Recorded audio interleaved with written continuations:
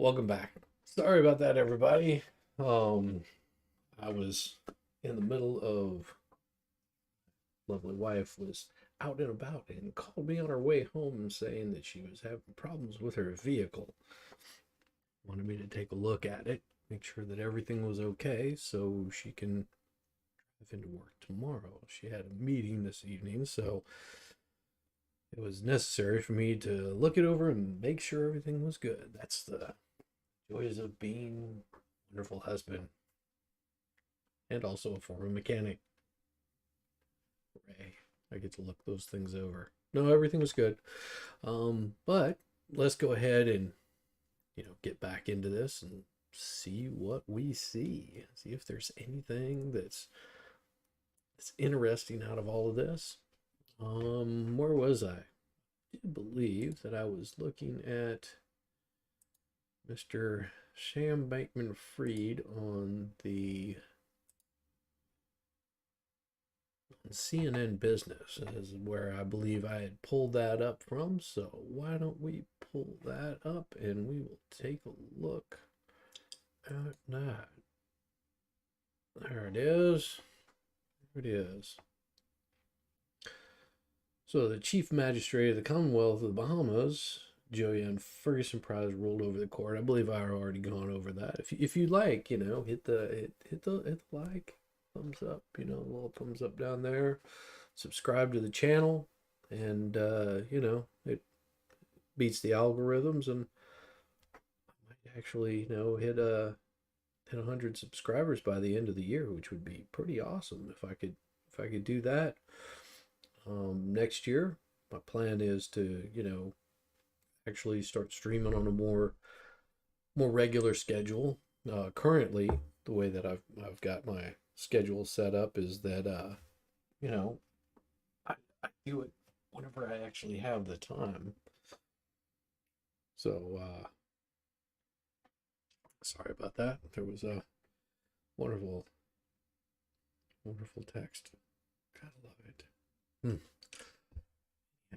As I was saying, um, end up with you know, doing more steady streams and try to cover some more content. I'd love to hear from, the wonderful people that have subscribed and will subscribe. Give me some ideas of what things you would like to hear and what you would like to have covered.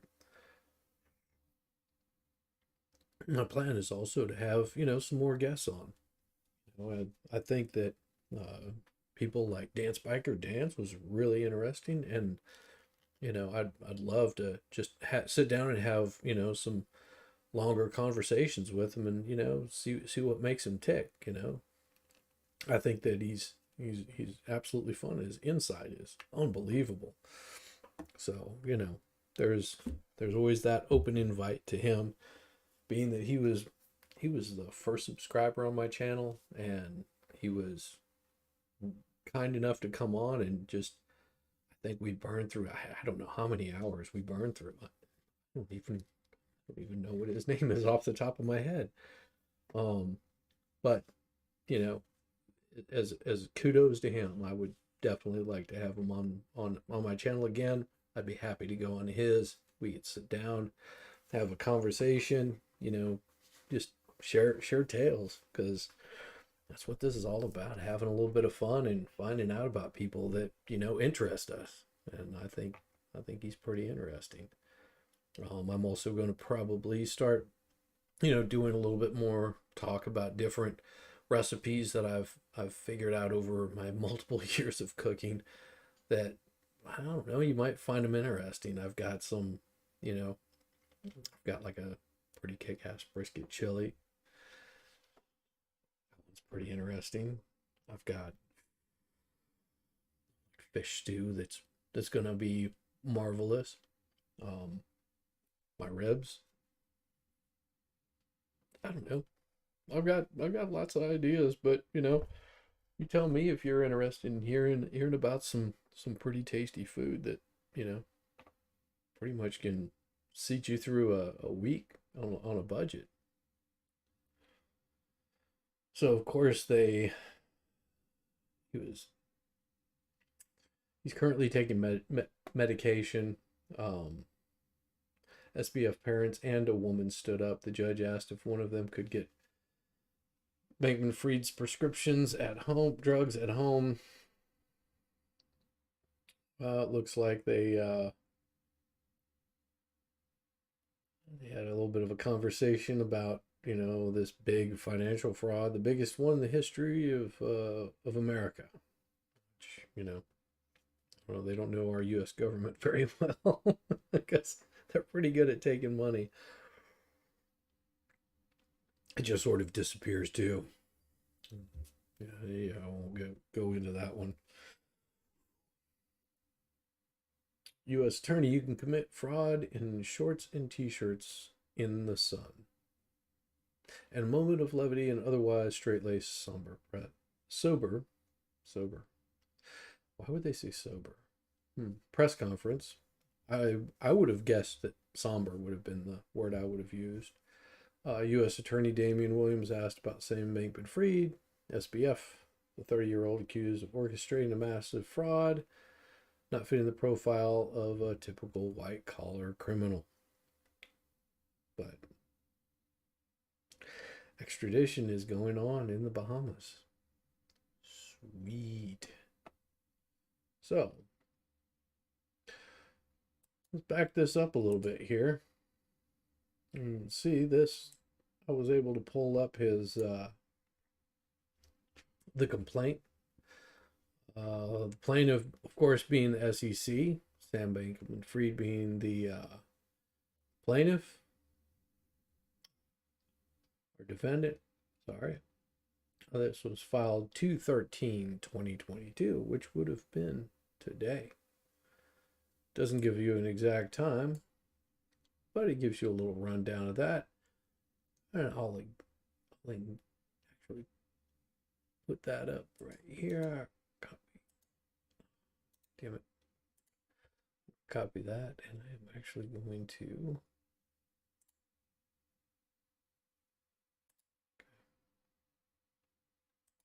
Why does it do this?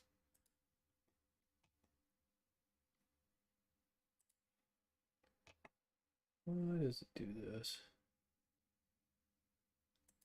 Go.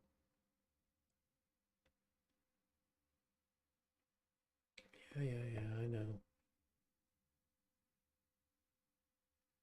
Boy, they just make this difficult. Okay. This is horrible. Okay.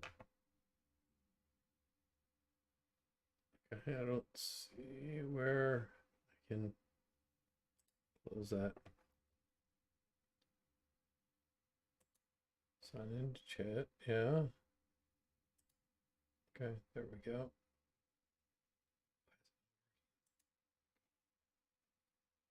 Doggone. This is such a pain. Sorry, chat. I'm not able to make this thing work, but what I can do, I can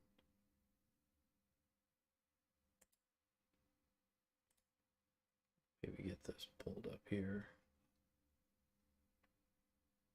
There it is. Finally. Paste. And there we go. There it is. So I'll post that up in there. Maybe. There it is.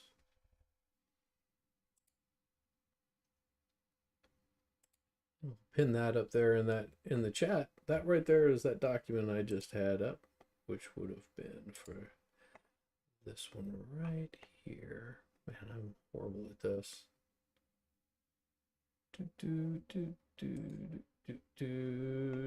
For this document right here.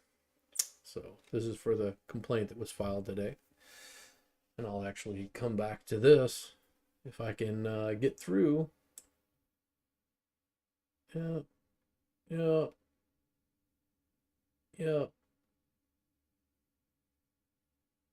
Oh, it's only 28 pages. That could take me a little while to read through, but Let's back it up a little bit. This right here. This is a short story. So this is Damian Williams, United States Attorney for the Southern District of New York, Merrick B. Garland, United States Attorney General, and Michael J. Driscoll, the Assistant Director in charge of FBI, blah, blah, blah. 1 month ago, FTX collapsed, causing billions of dollars in losses to its customers, lenders, investors. Now a federal grand jury in New York has indicted the former chief executive officer of FTX and charged him with crimes related to the phenomenal downfall of that one-time cryptocurrency exchange, including fraud on customers, blah, blah. Just a bunch of quotes. Of course, we already know all of this stuff. They're just laying out some extra groundwork, but why don't I pull this one up right here? I am going to fast forward through some of this because some of our wonderful people in Congress like to rattle on and hear themselves talk. So let's take a look. BANKMAN-FRIED, the founder and former CEO of FTX, means he will be held accountable for the fraud he has committed and the harm he has caused. He was scheduled to testify under oath before this committee today. Unfortunately, the timing of his arrest denies the public the opportunity to get the answers they deserve. Rest assured that this committee will not stop until we uncover the full truth behind the collapse of FTX. Just a few months ago, I wonder how much of the full truth that they're going to be interested in whenever they find out the people that were involved in it. How deep do they want to go? Wouldn't it be interesting to find out that someone like Nancy Pelosi was invested? Or even Maxine Waters, the same person that's up there complaining about it right now. What about the guy that in charge of the SEC, Gary Gensler? That would be pretty interesting. Do you think they'll stop then? FTX was one of the largest cryptocurrency exchanges in the world, with a valuation. It was probably number 3. Of $32 billion in just 3 years since its founding. Today, it's 3 years. So in 3 years, they went from being absolutely nothing to being worth $34 billion. Now, I don't know about you, but that takes some bucks, you know, to come up with that, to basically have the reach to get that. FTX is bankrupt and possibly looted. FTX misused and approximately $10 billion in customer funds. She doesn't know. Creditors at least $3 billion. Today, as many as 1 million people, many of whom are here in the United States, are locked out of their FTX accounts and may recover only a fraction of their hard-earned investments, if any at all. And this is why you shouldn't keep your money on an exchange. This is why you shouldn't do it. If you've got, crypto out there, secure it. It's not that hard. Only time you should ever have it on an exchange is if you're planning on spending it. That's it. Keep it safe. Keep it secure. But this failure is not just noteworthy for its size, but for the company's total disregard for standard business practices, governance, risk management, and criminal conduct. Mr. Ray, who also oversaw one of the largest corporate bankruptcies in United States history, Enron, declared... And you heard that. Mr. Ray handled the largest bankruptcy up to this point, which was Enron. Maxine remembers because she was involved in that also. He had never, in his career, seen such, and I quote, complete failure of corporate controls and such a complete absence of trustworthy financial information as occurred here, end of quote. I'm so deeply troubled to learn how common it was for BANKMAN-FRIED and FTX employees to steal from the cookie jar of customer funds to finance their lavish lifestyle. Really? You do it every day, Maxine. You're stealing from the cookie jar every day. Every day that you're standing up in your little highlighted position means it's another day that taxpayers are paying for you to be there. Whenever they had all the COVID lockdowns, guess who was still receiving a paycheck? Yes, all of these people up here were still receiving a paycheck whenever that all those lockdowns where people couldn't go and earn a living, all of these people were still getting a paycheck. That paycheck didn't stop for them. Let that sink in. Today, this committee will dig deeper into Mr. Ray's findings with the hopes of piecing together the events that led to the collapse of FTX and the subsequent harm to millions of customers who put their trust in the platform. We will also look at FTX's deep ties with Alameda, a crypto hedge fund predominantly owned by Bankman-Fried that gambled. Yeah, see, this shows you that politicians don't know all the story. Yeah, he was the CEO before he handed it over to his girlfriend. Away billions of dollars in customer assets that were inappropriately transferred from FTX. And importantly, we will hear how Mr. Ray and his team are trying to recover funds for customers by piecing together Bankman-Fried's broken record keeping and by identifying potentially unlawful transfers to himself as well as his friends and family. Under my leadership over the past 4 years, this committee. Under your leadership, this kind of stuff has happened continuously because you want to put in place regulations that are only going to regulate law-abiding citizens, because the SEC is part of the government. So whenever you're saying that this was your watch, this was your fault, these are rules that you made. These are laws that you passed. These are things that you promoted. I wonder why. Committee has closely focused on the growth and popularity of crypto precisely because of the many concerns that the failure of FTX has highlighted. Last year, I created. No, FTX highlighted the government's incompetency. Because the government is part of the people in the government are the ones that helped set up FTX. They promoted them. They called them safe. They called them secure. They did everything in their power to promote them. A digital assets working group comprised of Democratic members of the committee with the goal of learning more.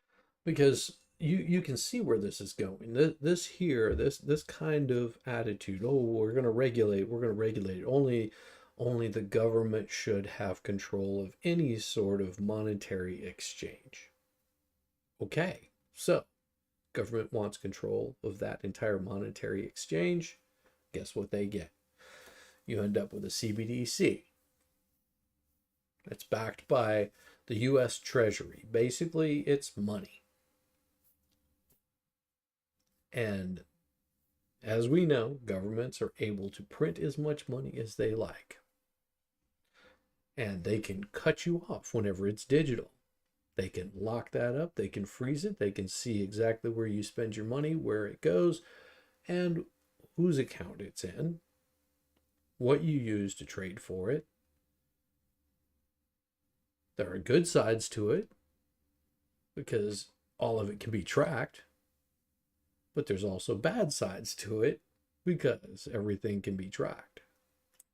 More about the underlying technologies, applications for finance, and the risk they pose to customers, consumers, and the economy. When the President's Working Group on Financial Markets urged Congress to safeguard the economy from stablecoin risk, I and Ranking Member McHenry jumped into action and continued to work on a bill with the members of this committee. The ongoing failures of crypto firms like Terra USD, Celsius, BlockFi, and most significantly, FTX and Alameda Research only serves to strengthen the importance for Congress and the public to understand the harm caused to customers. What laws have been broken or flaunted, and how Congress and the regulators can prevent this from happening again. I want to say that I'm pleased that the committee's efforts have pushed enforcement agencies across the country to take greater action against bad actors who misuse customers' funds. I also applaud the SEC for authorizing separate charges relating to Mr. Bankman-Fried, and I look forward to additional action. SEC caused 90% of this. It's like we're talking to a complete idiot here.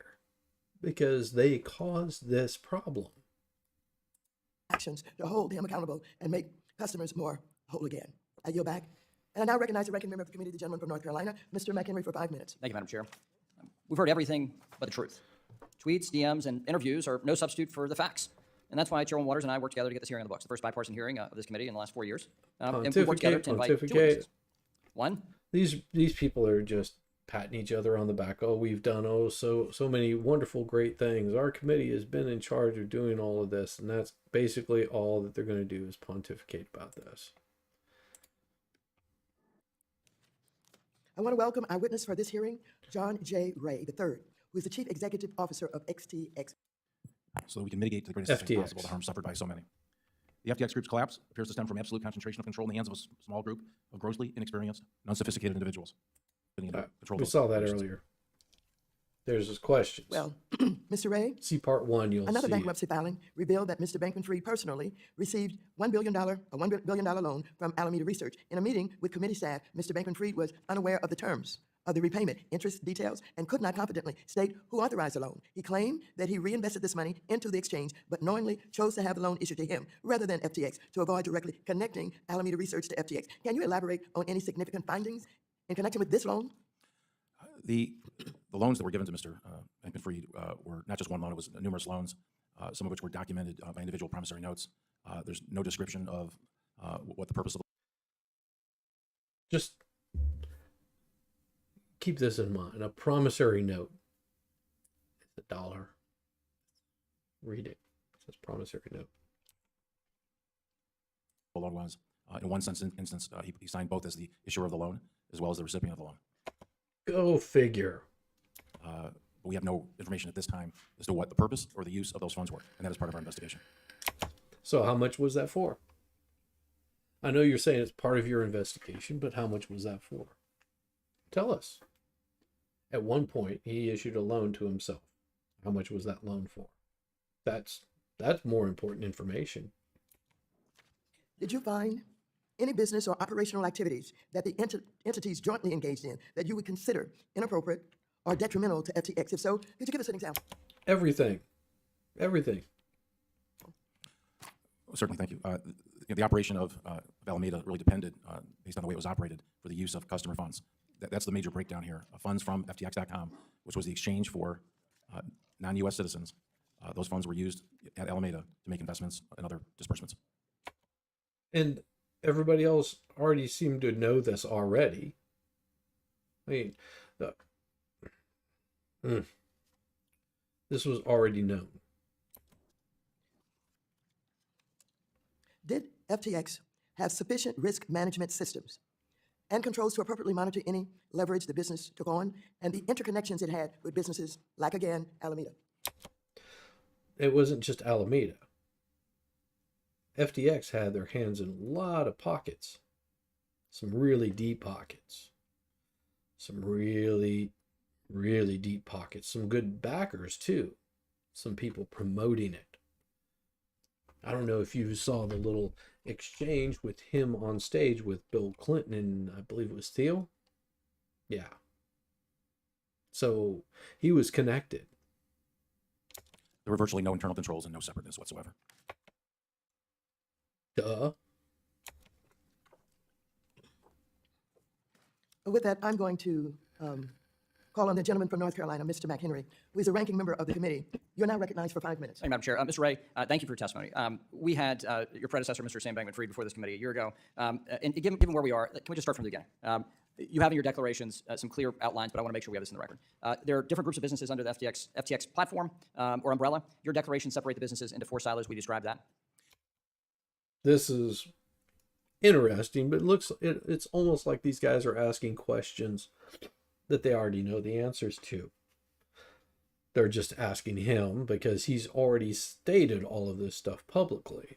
I don't know why he's having to do it in front of them because it's not doing anything. Give us a little bit of more information than this.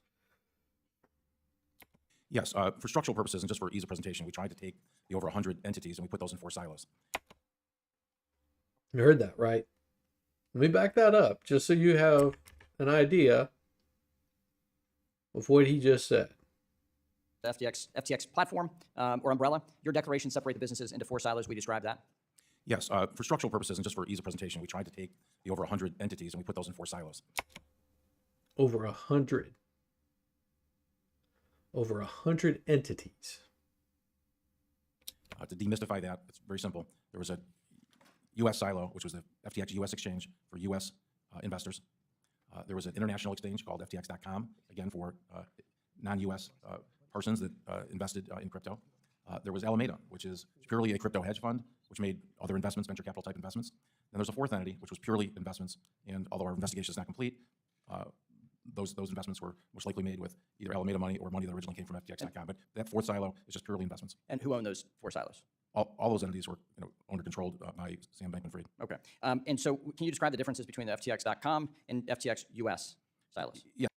So basically, they were doing a shell game between companies. So you could boost up one company, look at all the funds that they have. You can just write things off left and right. You could have a few $100 just bouncing back and forth wherever it was needed in between any one of these 100 companies. The same $100 just bouncing from company to company to make the books look right. Except they were doing it in the millions, in the billions. Yes, very simply, FTX US was for U.S. citizens who wanted to trade crypto. FTX.com was for U.S. citizens were not allowed to trade on that exchange. That's very simple. And I would make one other comment, which is separate and apart from any of those 2 silos. It was Ledger X, which is a regulated entity regulated by the CFTC, solvent, and separate from the FTX US silo. Okay. And that is a distinct silo. That's a distinct company. That's a distinct company within the US silo, yes. Okay. So then Alameda Research and the venture capital businesses, what did Alameda Research do? Essentially made crypto investments, engaged in margin trading, took long and short positions in crypto. Essentially, They also gave out loans to other crypto exchanges. Celsius, Voyager. Imagine that. invested in crypto. But of course, we now know also invested in over $5 billion of other assets, which are in a variety of sectors. And what was the practice between Alameda Research and FTX.com? Have you established anything you can disclose to us today? In essence, Alameda was a user, effectively a customer of FTX.com. That's how it was essentially structured. Was that a distinct set of capital between those 2 companies? Well, we now know the answer to that is no. No. Okay. And with the information you have right now, when approximately did FTX begin to experience financial trouble? The moment they took money. Well, it was first disclosed to the public beginning around November 2nd.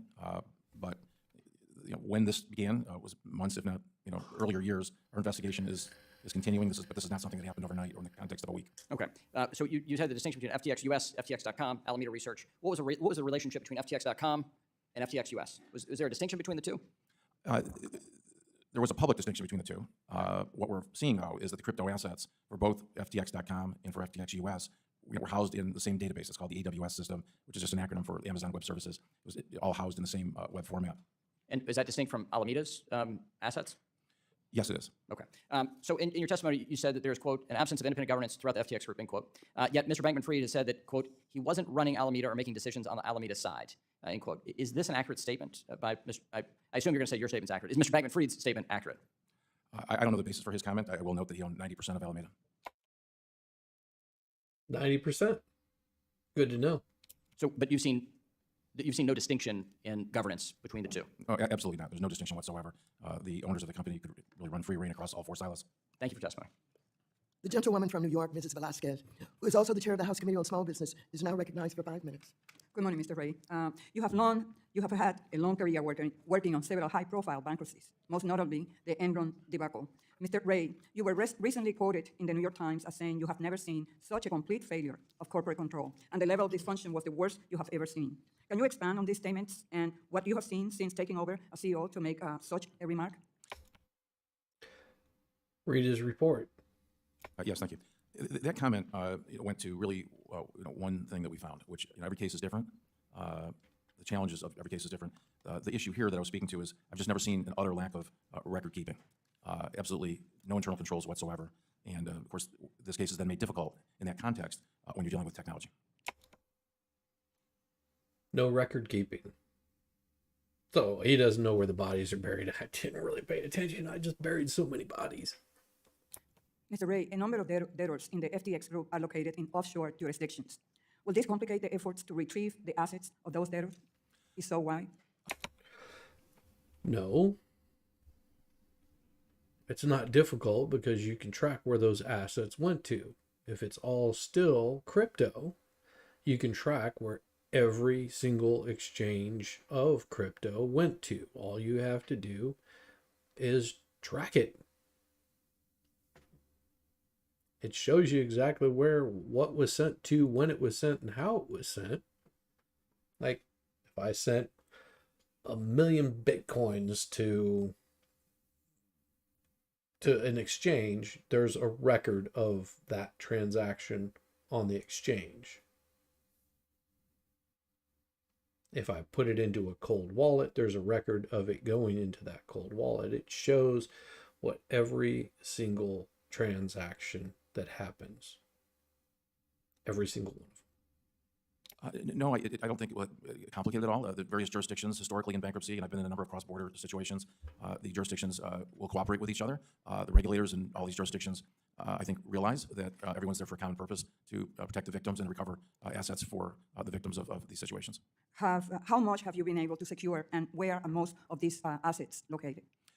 We've been able to secure over $1 billion of assets. We've secured those to cold wallets and secure Only location. $1 billion. It's an ongoing process, though, which will take weeks and perhaps months to secure all the assets. Are most creditors located in the U.S. or foreign jurisdictions? Doesn't The matter. majority of the creditors trade through the .com silo and are outside of this jurisdiction, although there are some foreign customers that are on the U.S. silo and vice versa. So it is my understanding you established 4 silos.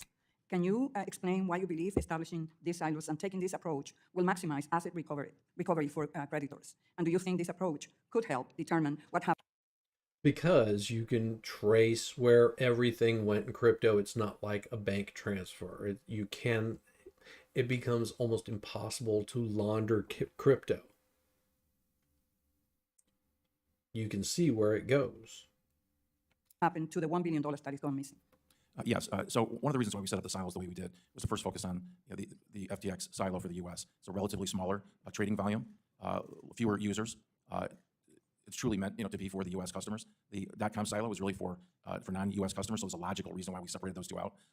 The Alameda Fund, well, that's just a fund that that drew resources from the exchanges. So it's really separate. It was not for customers per se. It was just simply a hedge fund. As we here in Congress consider the possibility of legislation in this area, what is the one thing that you have seen in your short amount of time at FTX that you will urge us to keep in mind or is needed the most? I don't want to speak to detailed regulations or make observations about regulations. That's certainly not an area of my expertise. However, we're dealing with people's money. So they're basically wanting to figure out how they can regulate this from ever happening again. You can't regulate people doing stupid things with their money And their assets. And my basic observation is you need records, you need controls, and you need to segregate people's money.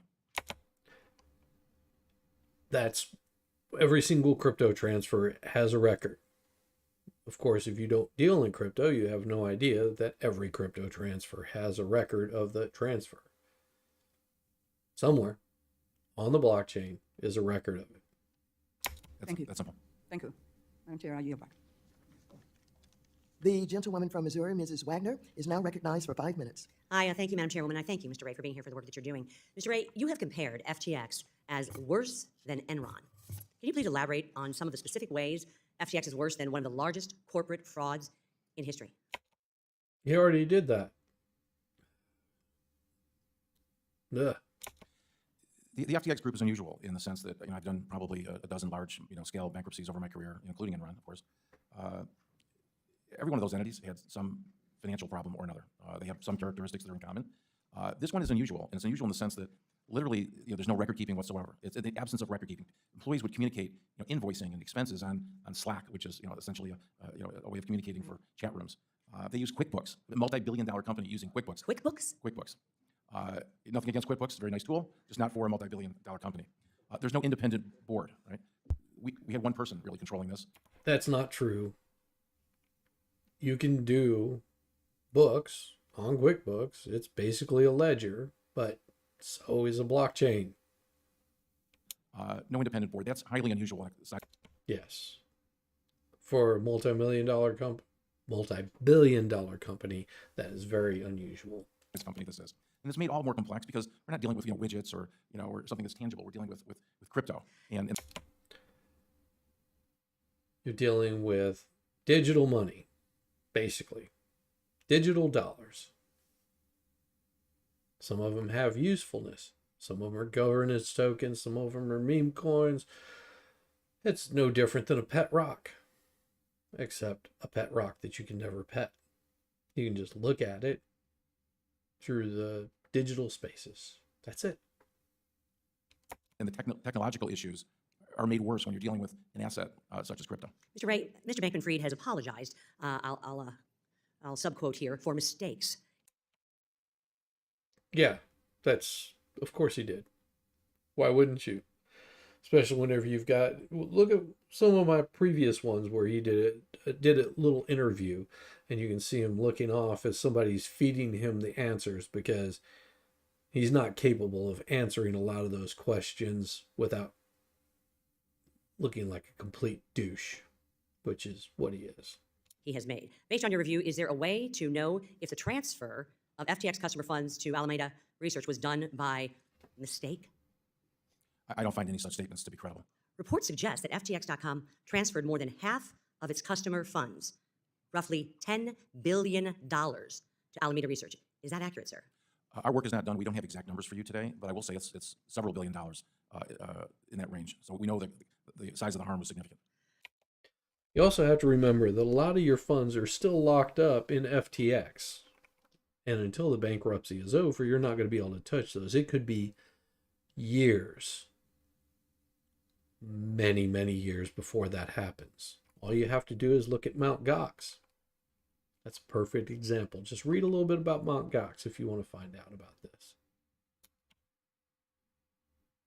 Mr. Ray, FTX.com held itself out as having a sophisticated risk management system commensurate with the size of its operations. You've touched on this a little bit. Based on your work to date, is this accurate? And can you explain the, quote, sophistication of its risk management system? Yes, they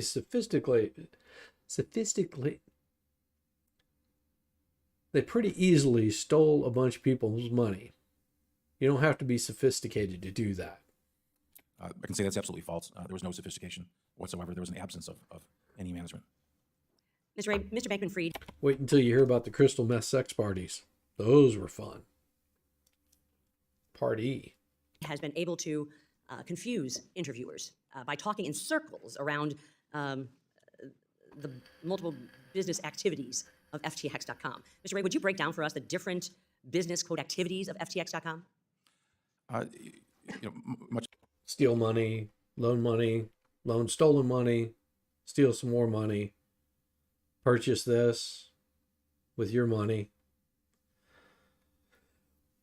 Wait until they find out that a lot of their funding for a lot of these congressmen, a lot of their funding was provided by FTX.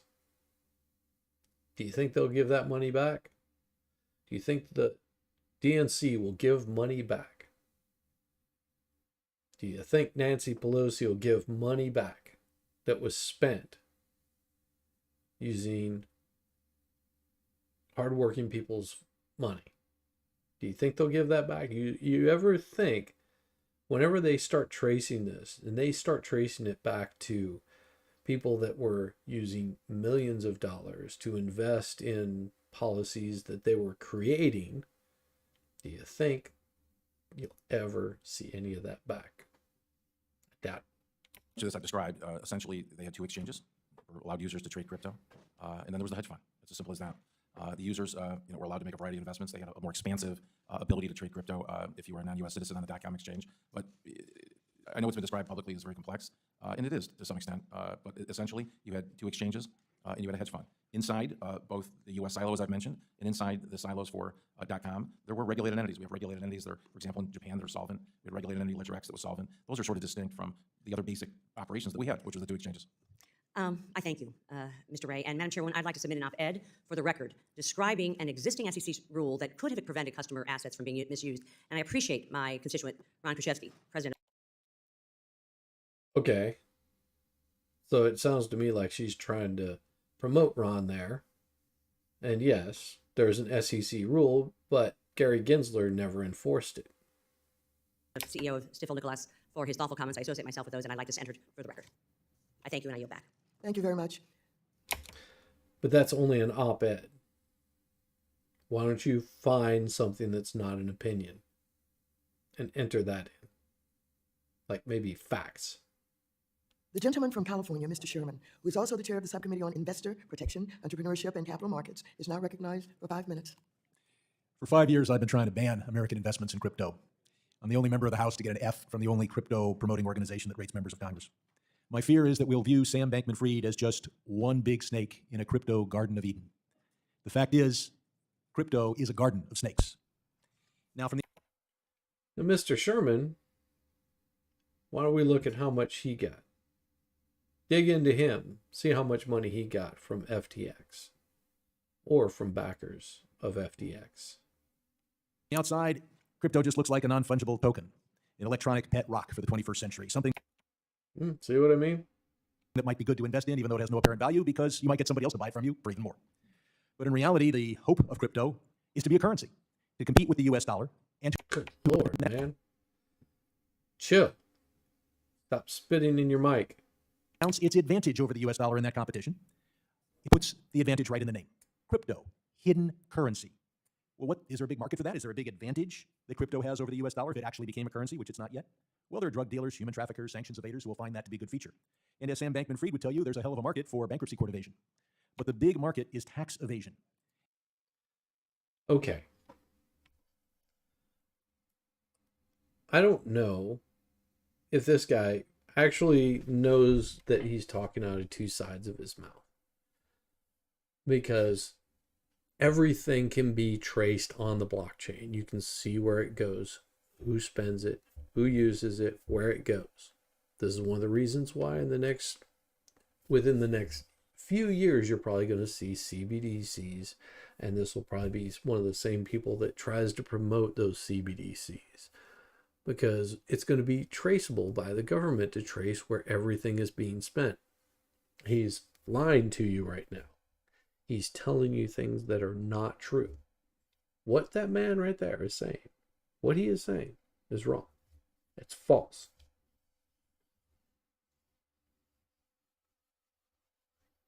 Think about this.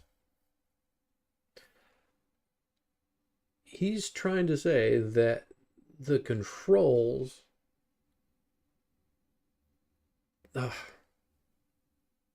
just stupid. These people, they don't know what it is, therefore it's bad. Yes. There's people that want to basically get rid of money because the government can just print more.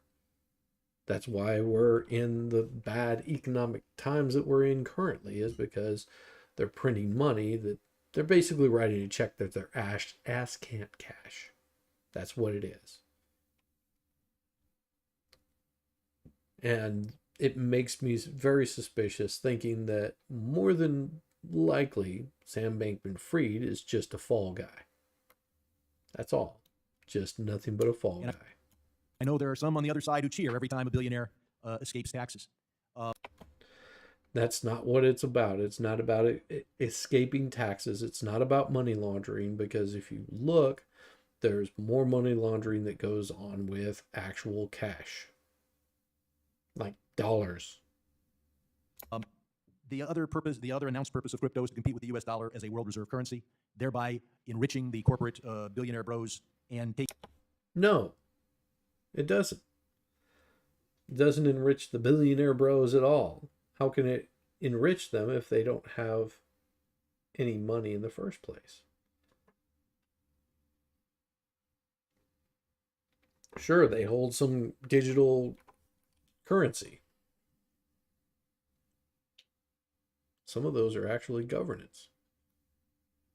See, these are people that talk about things that they don't know anything about. They don't understand crypto. Therefore, it is the snake in the grass. It is the devil. It is the one that sold you the apple. Taking thousands of dollars of advantage away from every American family because we benefit from being a reserve currency. Now, Sam Bankman-Fried, or should I say inmate 14372, had one purpose in all of his efforts here in Congress. Was a well-known figure, only one wearing shorts. His one purpose was to keep the SEC out of crypto, to provide a patina of regulation, baby regulation from the CFTC. And I'll have one comment from my colleagues. Don't trash Sam Bankman-Fried and then pass his bill. I fear that could happen because Sam was not the only crypto bro with PACs and lobbyists, And there is no PAC or lobbyist here to work for efficient tax enforcement or sanctions enforcement. Now, I've heard from some on the other side criticizing the SEC. In July, in this room, I criticized the head of the SEC for not going, the head of enforcement of the SEC for not going after crypto exchanges. Yeah, but you would have went after him anyway because that's the kind of person that you are. But the fact is that, without objection, I'd like to put in the record a letter signed by 19 Republican members designed to push back on the SEC, a brushback pitch, if you're familiar with baseball. Without objection, such is the order. Thank you. Attacking the SEC for paying attention to, and I'll quote, the Good Lord, man. Back off on the mic. Back the fuck off. purported risks of digital assets. And I'd like to put in the record, without objection, comments from 8 members made in this room that were designed to attack the SEC as being a Luddite and anti-innovation for their efforts. Mr. Ray, you're going to be looking at FTX. We know that Sam Bankman-Fried is already faces criminal charges, but he did have help. Will you be looking for and turning over to U.S. Law enforcement authorities information about the possible criminal actions by Ryan Salome, Carolyn Wilson, and the other folks in the fancy apartment? We are doing a thorough investigation, and we will, of course, we have been cooperating with the U.S. regulators and law enforcement agencies, so we will cooperate to turn over any information that would be relevant to them. Thank you. And I'll point out in particular that one of the counts, count 8 in the complaint or indictment, is violation of campaign finance laws. And I hope that what you will turn over is a list of the major bonuses and or loans. It's reported that Ryan Salome got a $55 million loan, so that law enforcement can piece together when those loans and bonuses were made and whether they immediately preceded illegal campaign, disguised campaign contributions. Can we count on you to do that? Yes, I can confirm that. My time has expired. That's what we want to see. Do it. Thank you. The gentleman from Oklahoma, Mr. Lucas, is now recognized for 5 minutes. Thank you, Madam Chairman, and thank you, Mr. Ray, for appearing before the committee this morning, particularly in light of the recent arrest of Bankman-Fried. I expected you to be very cautious this morning in your answers, and in fact, I suspect you have been, but you've been very thorough and methodical in the committee, and I appreciate it indeed. First, I'd like to discuss the bankruptcy process, Mr. Ray. It's our understanding that some of the FTX entities were not included in bankruptcy, including Ledger X. Could you explain why those entities were not included and what might ultimately happen with them? Ledger X is a perfect example of the entities that were kept out of bankruptcy. It's a regulated entity. It's fully solvent. The customer funds were segregated. We believe that there's been no harm there whatsoever. There's no reason to put it into bankruptcy. Ultimately, we will look to sell Ledger X, put it in the hands of a good steward. And would you expand on how U.S. bankruptcy proceedings interact with international proceedings, for instance? Ledger X. Keep an eye out if you've got and this is different than the actual Ledger wallet. This is an exchange called Ledger X. Keep an eye out on that because that's going to become very important probably within the next couple of years. Like those in Australia? Yes, the system is really designed to have a cooperative relationship with liquidators in other jurisdictions. We share information, we cooperate with each other relative to maximizing customer value and ultimately facilitating distributions and overall facilitation of the completion of the scheme in order to render customers as whole as possible. As we've all seen, of course, SEC has charged Mr. Bankman-Fried with defaulting investors along with charges from the CFTC and the Southern District of New York. In your testimony, you described FTX Group as having unacceptable management practices, and you made it graphically clear, in particular to how Mr. Bankman-Fried is accused of. The SEC specifically alleges that one way in which Mr. Bankman-Fried diverted FTX funds to Alameda Research was by directing customers to deposit cash into Alameda-controlled bank accounts. Mr. Ray, could you explain how FTX was able to conceal that? We're still somewhat early in our investigation, but we can confirm that funds were deposited directly into Alameda as opposed to FTX bank accounts. Unfortunate, obviously, situation. One last question on the bankruptcy. It's been reported that FTX Digital and FTX Australia were not included in the bankruptcy filing because local regulators had already initiated their own proceedings. Is it true that they could not have been included because of that? Yes, our filing. Yes. He's correct because they're in different jurisdictions. So they have different rules that they go by. SEC is just United States. Occurred on November 11, and there was other filings that had occurred shortly before. One last thought, Mr. Ray. Clearly your profession is cleaning up messes that other people have made. That's a fair way to describe it. Not messes that you made, but they made. How does this compare, in your experience, magnitude-wise? Well, it's the worst or the worst by magnitudes? It's one of the worst from a documentation standpoint. Even in the most failed companies, you have a fair roadmap of what happened. We're dealing with literally a sort of a paperless bankruptcy in terms of how they created this company. It makes it very difficult to trace and track assets, particularly, as I said, in the crypto world. It's really unprecedented in terms of the lack of documentation. SEC was given documentation. Are you saying there was no documentation of the SEC actually regulating these people? Because that's what it sounds like to me. SEC is supposed to be in charge of regulation. Federal Exchange Commission. Are you telling me that the SEC was not doing its job? Bankman-Fried clearly tried to exhibit himself as the brightest of the bright. But being bright neither makes you honest nor a fool, does it? Thank you, Mr. Ray. Thank you. The gentleman from Texas, Mr. Green, who is also the chair of the Subcommittee on Oversight and Investigations, is now recognized for 5 minutes. Thank you, Madam Chair. And I thank the witness for appearing today. Sir, I have in my left hand a sealed indictment from the grand jury as it relates to Mr. Samuel Bankman-Fried, and in my right hand, the Securities and Exchange Commission's complaint that has been filed against the same defendant. Let's put aside the civil complaint. I have one question, but first I'd like to lay a predicate by going through these charges in the criminal complaint. Well, please don't, because that's going to... I can do that shorter than you can. He stole. There you go. Wire fraud on customers, conspiracy to commit wire fraud on lenders, conspiracy to commit commodities fraud, conspiracy to commit securities fraud, conspiracy to commit money laundering, and the list goes on with a few others. I mention these things to you, sir, because...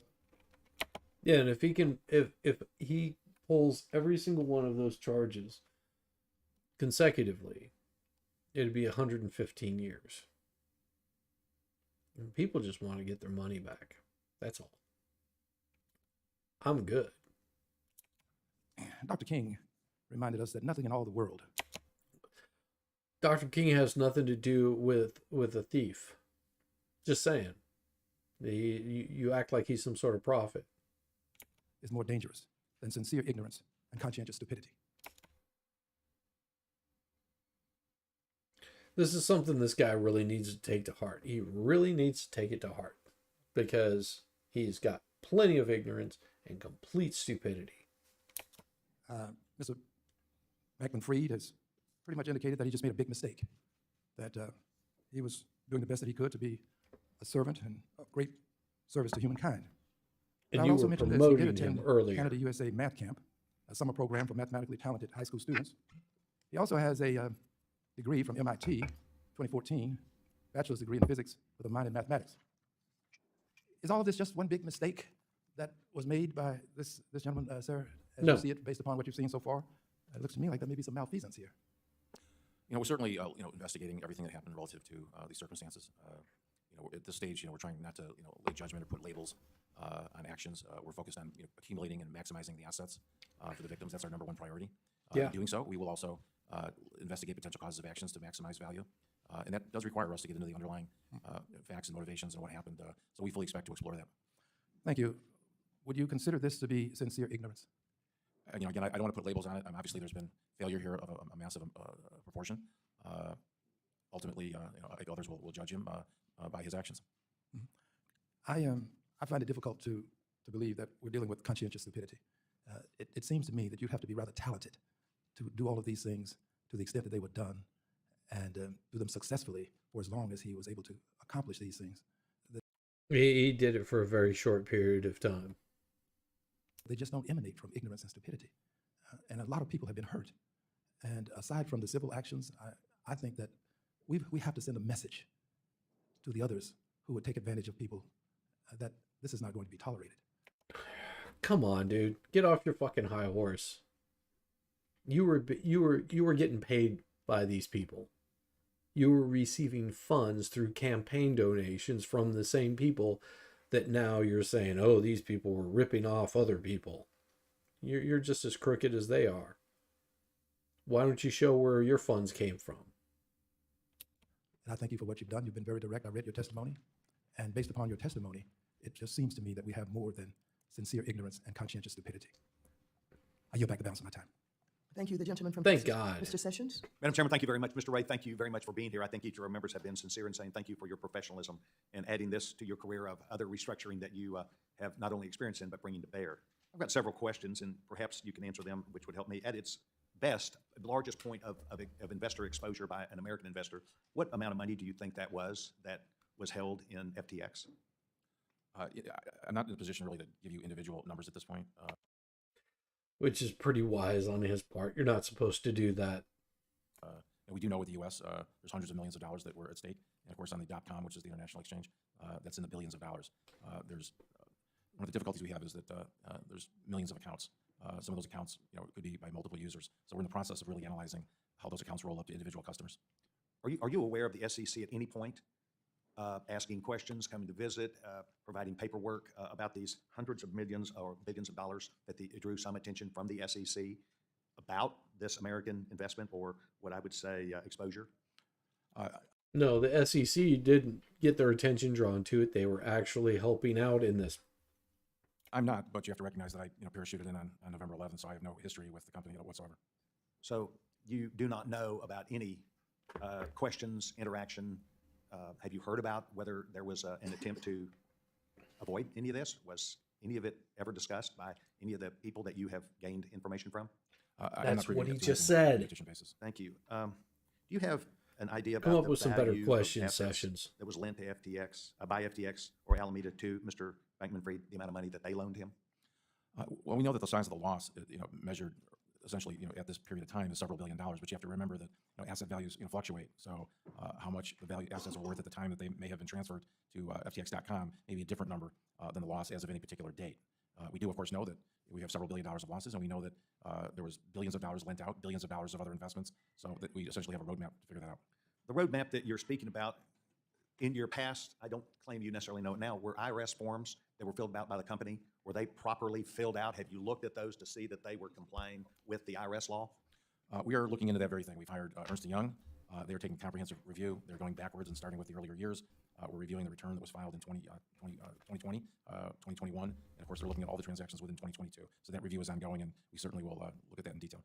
As an expert, I would consider you an expert in this arena. Would you think that it would be important that the SEC, and I don't know the law, but would have access to, as part of their any due diligence they were doing, to look at that IRS filing? Yes. To determine perhaps whether someone was or He was not doesn't know following the law? SEC That'd be part of their rules, due but diligence? yes. Well, we certainly would make anything like that available to any of the regulatory agencies, whether it's the SEC or the IRS. And we're fully cooperative to them. Anything that would aid in their investigation would be available to them. Do you think it would be pertinent for this committee to be able to receive that IRS information going back so that we would make a determination about whether proper utilization of oversight was being done? We certainly we want to be cooperative with the committee as well, and we can certainly work with staff to address what you might need. Thank you very much. Thank you, Chairman. Come on. Thank you. The gentleman from That Missouri, was Mr. weak, Cleveland, Sessions. who's also the chair of the Sessions, Subcommittee that on was Housing, weak. Community Development and Insurance, is now recognized for 5 minutes. Thank you, Madam Chair. Mr. Ray, thank you so kindly for being here today. Have you read the full testimony that was planned by our missing guest? I have not read his full testimony. Some pieces of it have been relayed to me, but I've not read it. I've not read one word of it, actually. Yeah, I don't know him personally and probably don't want to, but his testimony is so disrespectful. I mean, there's not a person up here who would like to show this to their children in line 2 of this missive. Come He on, says, spit it I'd out. like to start out by formally stating under oath. And I can't even say it publicly. The next 2 words, absolutely insulting. This comes to the United States. And I'd like to submit this, Madam Chair, for the record. Without objection, if you're inserting that into the record. Without objection, such is the order. I want to follow up on what Mr. Sessions, on the discussion. Mr. Sessions, Okay. That's just, it's like me saying, well, what this guy said was, it's so disgusting I can't even say it. I would like to enter it into the record. Well, say it. Dumbasses. was having with you on this the issue. And if All right, dude. You're speaking in front of a bunch of people. Get the big fucking pacifier out of your mouth and talk. you are required, we have one requirement that you are supposed to submit to each customer and the IRS, the Form 109B, right? Yes. What else are you required to do? I'd have to defer to the tax folks. They're experts in that field, and I'm sure they'll do a thorough review of what should have been submitted. No, what do you know now that you are supposed to submit other than the 109D to every customer and to the Internal Revenue Service? And I don't know personally at this point what was required to be submitted. That's part of our review with our independent accountants. Okay. Well, could you expand or maybe even update us on the extent of the poor controls in the areas previously identified in your November 17th declaration? It's an extensive list. Okay, this guy's got Hundreds of stupid accounts, questions. dispersed all over the world. Lack of just a complete list of employees and their functions by group or name. Extensive use of independent contractors as opposed to employees. Lack of insurance that you normally would see in certain businesses. Either inadequate insurance or complete gaps in insurance. For example, the Alameda silo had no insurance whatsoever. So those are, I mean, the list goes on and on. We could spend all day on that. We have time, but I wonder if you would support a resolution that I've been thinking about introducing, changing the name of cryptocurrency to Creepy Dough. Dude. Dude. What are you doing? All right. I don't know where this guy is from, but he is a complete moron. He's not asking any substantive questions. He asks one more question like this, I swear to God, I am going to fast forward through his bullshit because it's just rhetoric. Currency. I'm going to discuss this with my colleagues, I think. To the committee. All right, thank you. I yield back. Thank God. The gentleman from Missouri, Mr. Lukemeyer, is now recognized for 5 minutes. Thank you, Madam Chair. Mr. Ray, it's been reported that FTX couldn't get a bank account for some time. As a result, FTX used Alameda Research's bank accounts. Does this raise any red flags for you, the fact they couldn't find a way to get a bank account? Well, there's a few red flags. Obviously, the bank situation should have been a real red flag for someone being asked to deposit money into an account that was not the exchange account. Certainly should have been a red flag for customers. Is Alameda Yes. a U.S. chartered bank or is it offshore? Or the bank that they were using, I should say. It's really not a bank per se. It's just most of the entities in the structure are they're just unregulated entities. So it's just an entity that passes through money. It's a hedge fund that does things. It doesn't have a bank account per se? Oh, it has bank accounts, absolutely. In U.S.? Yes. Okay, so here we have a company that's offshore. It can't get a bank account offshore. It has to come into the U.S. to be able to do its banking business. In other words, and the important part of this comment is that in order for these companies to exist, they've got to be able to change their digital assets into hard U.S. dollars at some point. So they need a bank account. And so they needed Alameda to be able to do that. Is that roughly correct? Any of the silos had in bank accounts, that certainly exist. Separate bank accounts do exist. I think the real issue here for us is that money was transferred from one account to the other, seemingly without limit. That is the issue. Okay, you talked about the accounting issues. It's interesting from the standpoint that we're talking today about a problem with these cryptocurrency firms, with securities firms, and we can't have an accounting system that actually works. This should be a really big red flag for all of us. Jesus Christ. I really wish these fucking morons would do some research into this or get someone on their fucking staff to do some research into what crypto is. It is a goddamn ledger. It is on the blockchain. You know where everything goes, when everything goes. Just the fact that nobody was paying any attention to it does not mean that it's not out there. And they will be able to trace this stuff wherever it goes. But they're so stupid they're asking the wrong questions. Who are in the financial services world with regards to the Chinese investments that we're making, and we're not able to get accounting information on those firms. What else is going on with those firms, similar to what the debacle is that we have here with FTX? That's just a sidelight comment. One of the questions I got is with regards to the Farmington State Bank. This is an investment that Alameda made into, and it's a little bitty bank according to a New York Times article. State of Washington, 26th smallest bank out of 4,800 in the country. They bought it in 2020, had a net worth of $5.7 million, and they dropped $11.5 million in for a percentage of the ownership. Do you know off the top of your head what the percentage ownership was in that bank they purchased? I believe that ownership was approximately 10%, but I can Okay, that's what I've heard too. So therefore they paid 20 times book, which is off the charts outrageous. So it should be a red flag all over the place. Yet they were able to purchase that, even though it's a minority interest, 20 times book. FDIC allowed that to happen. They changed names to Moonstone Bank. And since then, they've 4 separate accounts have dropped roughly $71 million, again, according to FDIC data, according to this article. Have you looked at this relationship at all yet to see what's going on here and whether there's any irregularities at all? We are looking at it. It certainly is one of the things that came to our attention fairly quickly. We're looking at what the dollars were that went from the FTX group to that bank, and we're looking at the connections of that bank to the Bahamas. The way this all transacted here, is this common, by the way, that they purchase businesses and dump excessive amounts of money based on the fact they had it? It's just as common as a U.S. bank does the same thing. It's no different. Was it a good investment or not in all these different companies? I mean, this looks like a really excessive investment to actually go out and buy a bank to be able to do something with it, stuff it full of money. So, I don't know, is there money laundering going on here? Is there some missing dollars? Is somebody stuffing away something?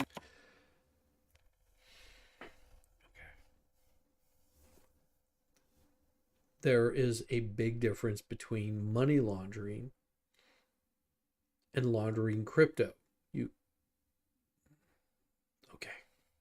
People, I wish somebody would do some fucking research for them. In their back pocket to be able to, at some point down the road, take off with it? Is that what's going on here? I mean, it begs a lot of questions here when you see this kind of activity. Well, there's a lot more questions than there are answers. Certainly it's highly irregular, and that's what's gotten our attention.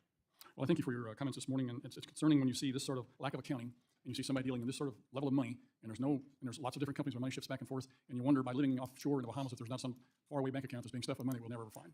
I hope you do your job and do it well, Mr. Ray. Thank you for being here this morning. Thank you. The gentleman from Colorado, Mr. Perlmutter, who is also the chair of the Subcommittee on Consumer Protection and Financial Institutions. You're now recognized for 5 minutes. Thanks, Madam Chair. Mr. Ray, I have so many questions, it's hard to even figure out what questions to ask. So let's just start with some easy ones. How long have you been on this job? 4 weeks, 4 weeks. Do you know when the Madoff bankruptcy was filed? probably circa 2008, I guess. I don't So know. say 2008. And do you know they just made a distribution out of that bankruptcy last week? That's what I understand, yes. So that's, what, 14 years? How old are you? Is that a permitted question? Because I want you to add 100 to whatever your age is when you finally untangle all of this. No. Another person that does not know anything about being able to trace things on the blockchain. Learn what you're talking about if you're going to talk about it. The reason I say that is we watched this FTX, but a bunch of other crypto companies start thrashing about, say, 9, 10, 12 months ago. And as the house of cards started falling down, the thrashing became more. We had something like that. No. There are plenty, and they're calling them crypto companies. These are not crypto companies. These are crypto exchanges. They are basically the middleman. So you've got Bob over here and George over here. George has $100. Bob over here. Bob, George, whatever. BG. Bob, George. Bob has $100. George has something that Bob wants. Bob says, I'll pay you $100 for 50 of those. Boom. It gets transferred nice, quick, and smooth. And every single route that little bit of $100 worth of pet rocks, whatever, gets transferred over here to Bob. George over here receives his money. They both made an exchange.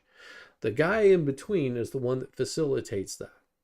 Makes it accessible so they don't have to just seek someone out somewhere randomly to exchange this item. That's all that FTX was. That's all Binance is. That's all BlockFi was supposed to be. Well, actually, BlockFi was a little bit different. Anyhow, as I say, so these are exchanges. Now, in some of these exchanges, you can actually store your funds while it's waiting for Bob over here to purchase it. So you say, I want to sell 100 of these things for $1 a piece. As soon as someone wants to buy it, it's right there for them to do it. That's what the exchange does. So Bob says, hey, I just want to buy 50 today. And then, of course, Jane, she says she wants to buy another 50. Boom. His is gone. The exchange transferred it, but it was sitting on the exchange. So while it's sitting on that exchange, what FTX did, which is illegal, is they took that, 500 widgets or 50 widgets or 100 widgets or whatever, and they basically loaned it out to somebody else. They also took his money that he was putting on the exchange, waiting for the price to come down to his purchase price, and they were loaning that out also. In turn, they were waiting for all of the shit to come back in. I'm a fucking moron and I can figure this out. I'm a complete moron, but these guys can't seem to figure out what an exchange is. They call them crypto companies, and those are not crypto companies.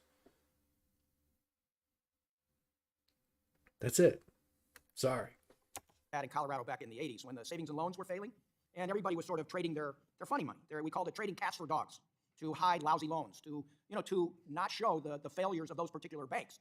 Here, your job, I think, as the bankruptcy trustee or conservator or whatever you are, is to go gather as many assets as you can. It might help if you're in this position to know what the fuck this guy does. Might help. You might be able to ask some cognitive questions. And that could be from some very innocent people who got paid money.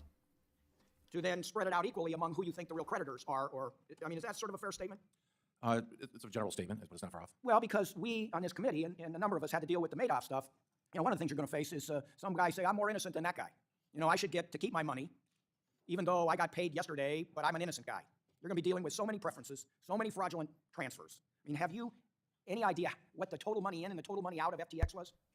We don't have a full accounting at this early stage, no. Stop Do you know asking how much stupid was in tokens? questions. So let's say I have Dogecoin, or I don't even know how you say it, but I have 10 Dogecoin, which a year ago, is it Dogecoin or Dogecoin? See, if you don't know what it is, then shut the fuck up. Dogecoin. All right, I have 10 Dogecoins. All right, a year ago, 10 Dogecoins, for sake of argument, was worth $1,000, so $100 a coin.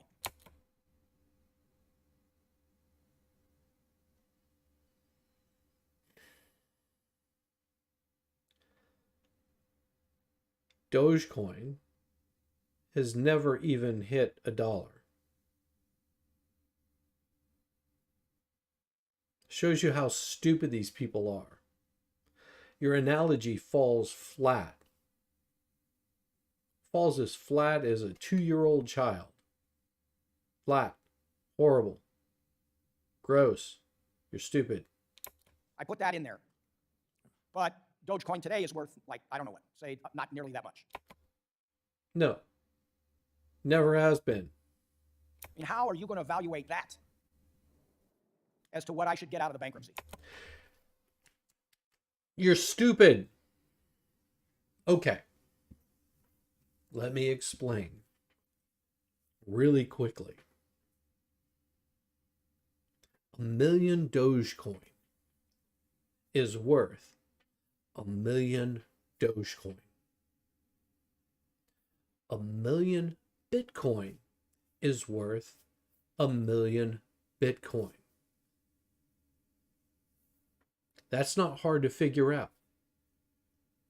If I bought 1 million Bitcoin tomorrow, I can't do because Bitcoin transferred to dollars is different than the value of Bitcoin. 1 Bitcoin equals 1 Bitcoin.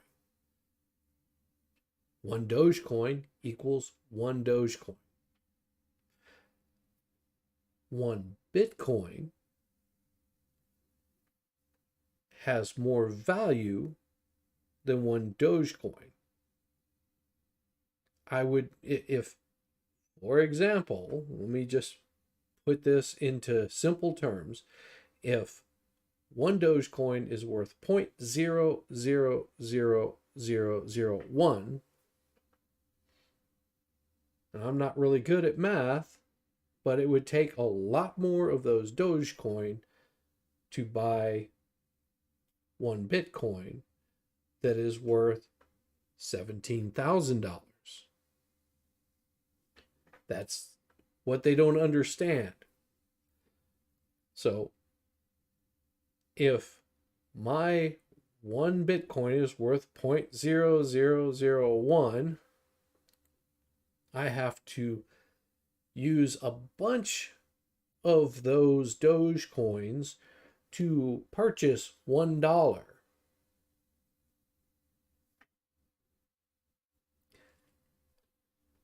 That's what the exchange does.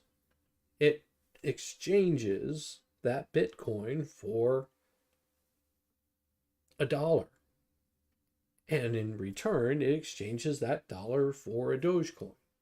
So I'm exchanging $17,000 worth of Doge to buy 1 Bitcoin. It's a lot of Doge. They don't understand this. This is why they don't understand crypto. This is why they shouldn't be talking about it. Well, at first it starts with doing an accounting and a tracing of all the assets, both the ins and the outs. It's all a ledger. It's all traceable. That's made difficult, of course, by the commingling of assets. So perhaps you may have invested in a certain coin or an altcoin. We'll have to trace what happened to that coin because, again, what we've explained here today and through our testimony is there's commingling of assets. So that makes it a bit more complicated than simply how much is my coin worth, right? So it's going to be a painstaking. What your coin is worth in dollars. if you were not exchanging it for dollars. If all you had to do was say, if you had 100 Bitcoin on FTX, you were going to receive 100 Bitcoin from FTX. Not hard. Now, if you're saying that my 100 Bitcoin were worth $10 whenever I purchased them, and they went up to $17,000 whenever FTX stole them from me, that I should receive $17,000. No, you should receive that 100 Bitcoin. Simple as that. That's not hard to do, except if you can't trace where it went to, which we already know that you can trace where the Bitcoin went to because it's all a ledger. You can't trick the ledger. You cannot trick the blockchain. You can try, but that's why it's encrypted. That's why they have verifications. Process of looking for the ins and outs, what happened to your crypto. Of course, at the bankruptcy, at the time of the bankruptcy, we know when that occurred. We have a very specific time when that bankruptcy occurred, and we will look at customer accounts as of that date. And this is where they will fuck it up also. This is where they will take your crypto and say, well, we'll sell it, we'll give it back to you for less. We'll give you back 30% because we had to do a lot of work. And that will be determined essentially what your account position was. But of course, assets vary in terms of fluctuating in value. And again, because of the circumstances we find ourselves in. It fluctuates in value according to what it's worth in dollars. If I bought one Bitcoin at $10 and the price goes up to $1 million, that one Bitcoin is still one Bitcoin. Just its value on the market happens to be worth more. But because these guys don't know anything about crypto is why they run into this same circular argument again and again and again. And also a way that they can screw you if you have crypto. The lack of documentation, the potential commingling between silos, and then also what happened with Alameda taking funds from FTX.com. It isn't as simple as how many coins did I have in my account. Well, I guess what I'm saying is if I put $1,000 in and it's gone, and I put 10 Dogecoins in and they're gone, eventually you're going to have to figure that out. And my guess is you will be back here in a year when you have a better handle. But you also have to understand, if I put dollars into an account, that money is in a bank account. Dollars go into a bank account. So if I sold all of my Dogecoin, doesn't matter what I sold it for, and you transfer it into dollars, I will receive my dollars because those dollars are back. The only way that they can fund these is with dollars. Let me give a perfect example, because me being the bright character that I am, I bought some assets on Voyager. Well, somebody said, hey, you might want to pull your assets off of Voyager because you're probably going to lose your shit. Smart person that I am said, nah, I'll be just fine. And guess what happened? Voyager shut down. I couldn't receive anything off of there. But you know what? The beautiful part of it was, is I had also put money there that was waiting on certain buy orders. But they shut down the exchange. But because those funds are still backed, the dollars are still backed, I was able to receive those back into my account. Now I still have some stuff on Voyager, and FTX was supposed to purchase them and give me a discount. I think it was like 60% of what I had already put in back. Whatever. At least I'll get some of it back. Cool. And then I can put it on another exchange, sell it, buy it, keep it, store it, whatever I wanted to do with it. This is why you don't keep shit on exchanges. Just saying. Handle on the numbers to be talking to this committee. And thank you for doing this. I yield back. Yeah, Thank you very much. You know by now that Mr. Perlmutter is a bankruptcy attorney. You can tell by this question. So this would be a good time to enter into the record. Without objection, I would like to enter into the record the indictment of Sam Bankman-Fried by the Southern District of New York that was unsealed this morning, and the separate filings from the Securities and Exchange Commission and the Commodity Futures Trading Commission, both of which were filed this morning. Thank you. With that, the gentleman from Michigan, Mr. Hunsinger, Ray. is now recognized for 5 minutes. Thank you, Madam Chair and Mr. Ray. I'm going to get my colleague to shift a little bit or get up. Thank you. One quick question. Have you been sharing your findings with the SEC at all as you've been going through this? Yes, Okay. How about the Southern District of New York? yes. Okay. I'm going to get to a couple of practical questions because I think these were the things I was going to ask you and then also ask Mr. Bankman-Fried. In your declaration, you said that the, quote, the FTX.com platform was not available to U.S. users, close quote. However, earlier this month, CFTC Chairman Benham suggested in testimony before the Senate Agriculture Committee that 2% of funds housed at FTX.com were from U.S. individuals. Can you confirm whether there were U.S. individuals or in persons, in fact, customers of FTX.com? Yes, we found that there's a small number of U.S. Customers that had engaged in as customers. Is 2% small in your estimation, or is it less or more? We don't have those kind of numbers on an investor basis. We have it on a customer basis, but you're Okay. talking about less than a couple hundred. But it could amount to billions. I mean, you said earlier it is billions of dollars that was in there, or at least it could be millions or hundreds of thousands. We don't know that number, or do you know that number? I don't know. I don't know that number. Billions would sound very, very high. Okay. Well, you had mentioned that there was billions in it. Yeah, but clearly, I'm giving you the range. Yeah, So, clearly, as U.S. customers, there we don't have an accounting of what those particular customers had in the okay. document exchange. Will determining this be part of your work through this bankruptcy process? Oh, absolutely. Yeah. Okay. Will part of your work be determining which assets belong to which customers, more specifically U.S. customers of FTX.com? Yes, we will do a tracing analysis that will try to identify most of the sources and the uses of all the funds. So whether it's 10 customers that had a lot of money or 1,000 customers that had some money. Absolutely. Okay. Can you provide some indication of whether customer funds from FTX.com were in fact transferred to Alameda Research? I will say, I had also funds on FTX. And 3 days before, I pulled every asset that I had, and I just basically had sell orders, and it wasn't a whole lot, I think just a few $100s. But as soon as I saw what was happening, it reminded me of Voyager and the bullshit that they went through. And still knowing that I've got assets that are locked up on an exchange that I cannot access, I said, you know what? It's time for me to pull my stuff off here. So I pulled every single asset that I had on there off. Every damn bit of it. Guess what? A few days later, they locked up FTX and nobody could access any of their funds that were on there. Start thinking ahead, people. Well, it's definitely assets of customers in the .com silo were transferred to Alameda, no question about it. We have not seen this at this stage from the U.S. silo. But of course, we do have one concern, and that's the concern we're chasing down, which is whether or not there's commingling between the .com silo and the U.S. silo exchanges. And the reason for that is we know that there was sort of common control and access of authorized users at this most senior management level amongst all of the assets. So it's something we have to focus on. We haven't seen evidence right now of that, but certainly that's something we need to investigate and trace. Okay, and my remaining 2 minutes, I want to turn a little bit to operations. Is there any evidence of his parents' involvement in the operations? We're investigating that as well as any other players in the Email, Slack, Signal? It's billions of records. It's a very vibrant environment. So I hear that you haven't discovered that. I mean, it would seem interesting that that they didn't either give legal advice or business advice or parental advice, maybe. That doesn't matter. If parents were involved, if they had any say-so in it, if their names are on any of those documents, guess what? Mom, Dad, you're going to lose your house.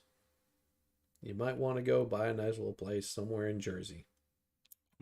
Well, certainly, clearly, I think in our first day papers we indicated that Mr. Bankman had given legal advice. Okay, had he been an employee of FTX? Has it been reported? I don't know if he actually had employee status. He certainly received payments from, the family did receive payments. Okay, that sounds like employment to me. You got payment for, okay. Well, I raise that because on December 8th of 2021, I met with Sam Bankman-Fried in my office, which I will note was just immediately before he came down to the hearing. He was at least 15 minutes late, and his father accompanied him in that meeting. I asked him, focused on what types of regulation he was under, his engagement with regulators, and how that affected FTX.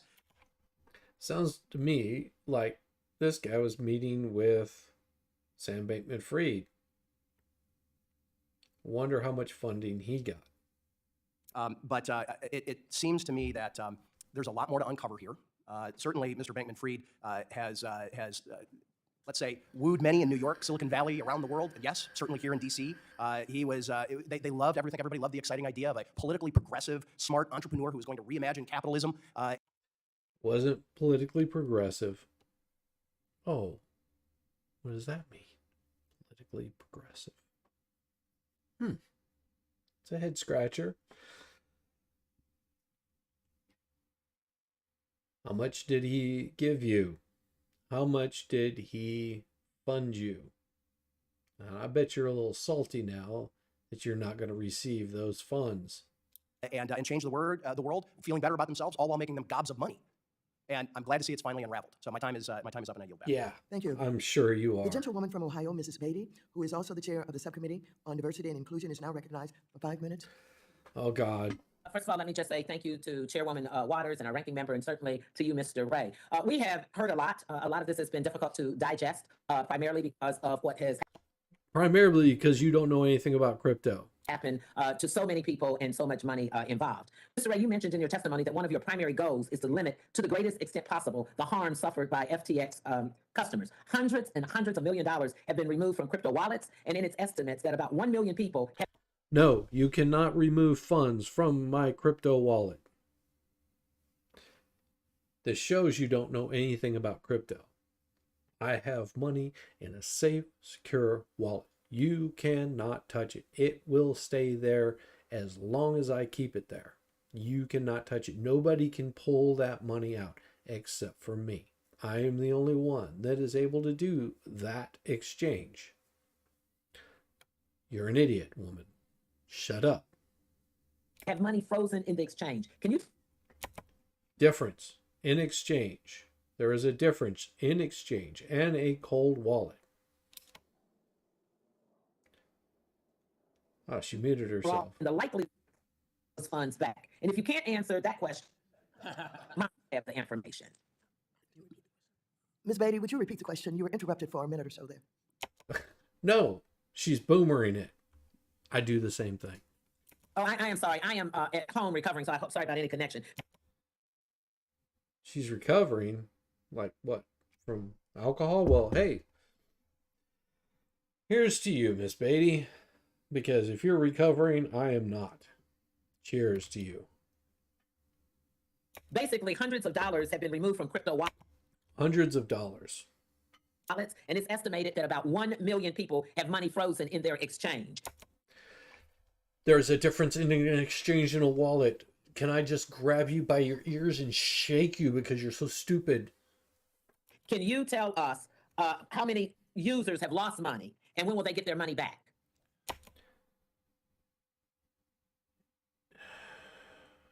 Woman, you are providing nothing to the conversation. Well, our process is such that we are securing our assets every day. Every day we are out looking for wallets and the keys to those wallets to maximize the recovery of value. So that's an ongoing process. We've secured all the cash in the bank accounts to the extent that she's going to confuse this.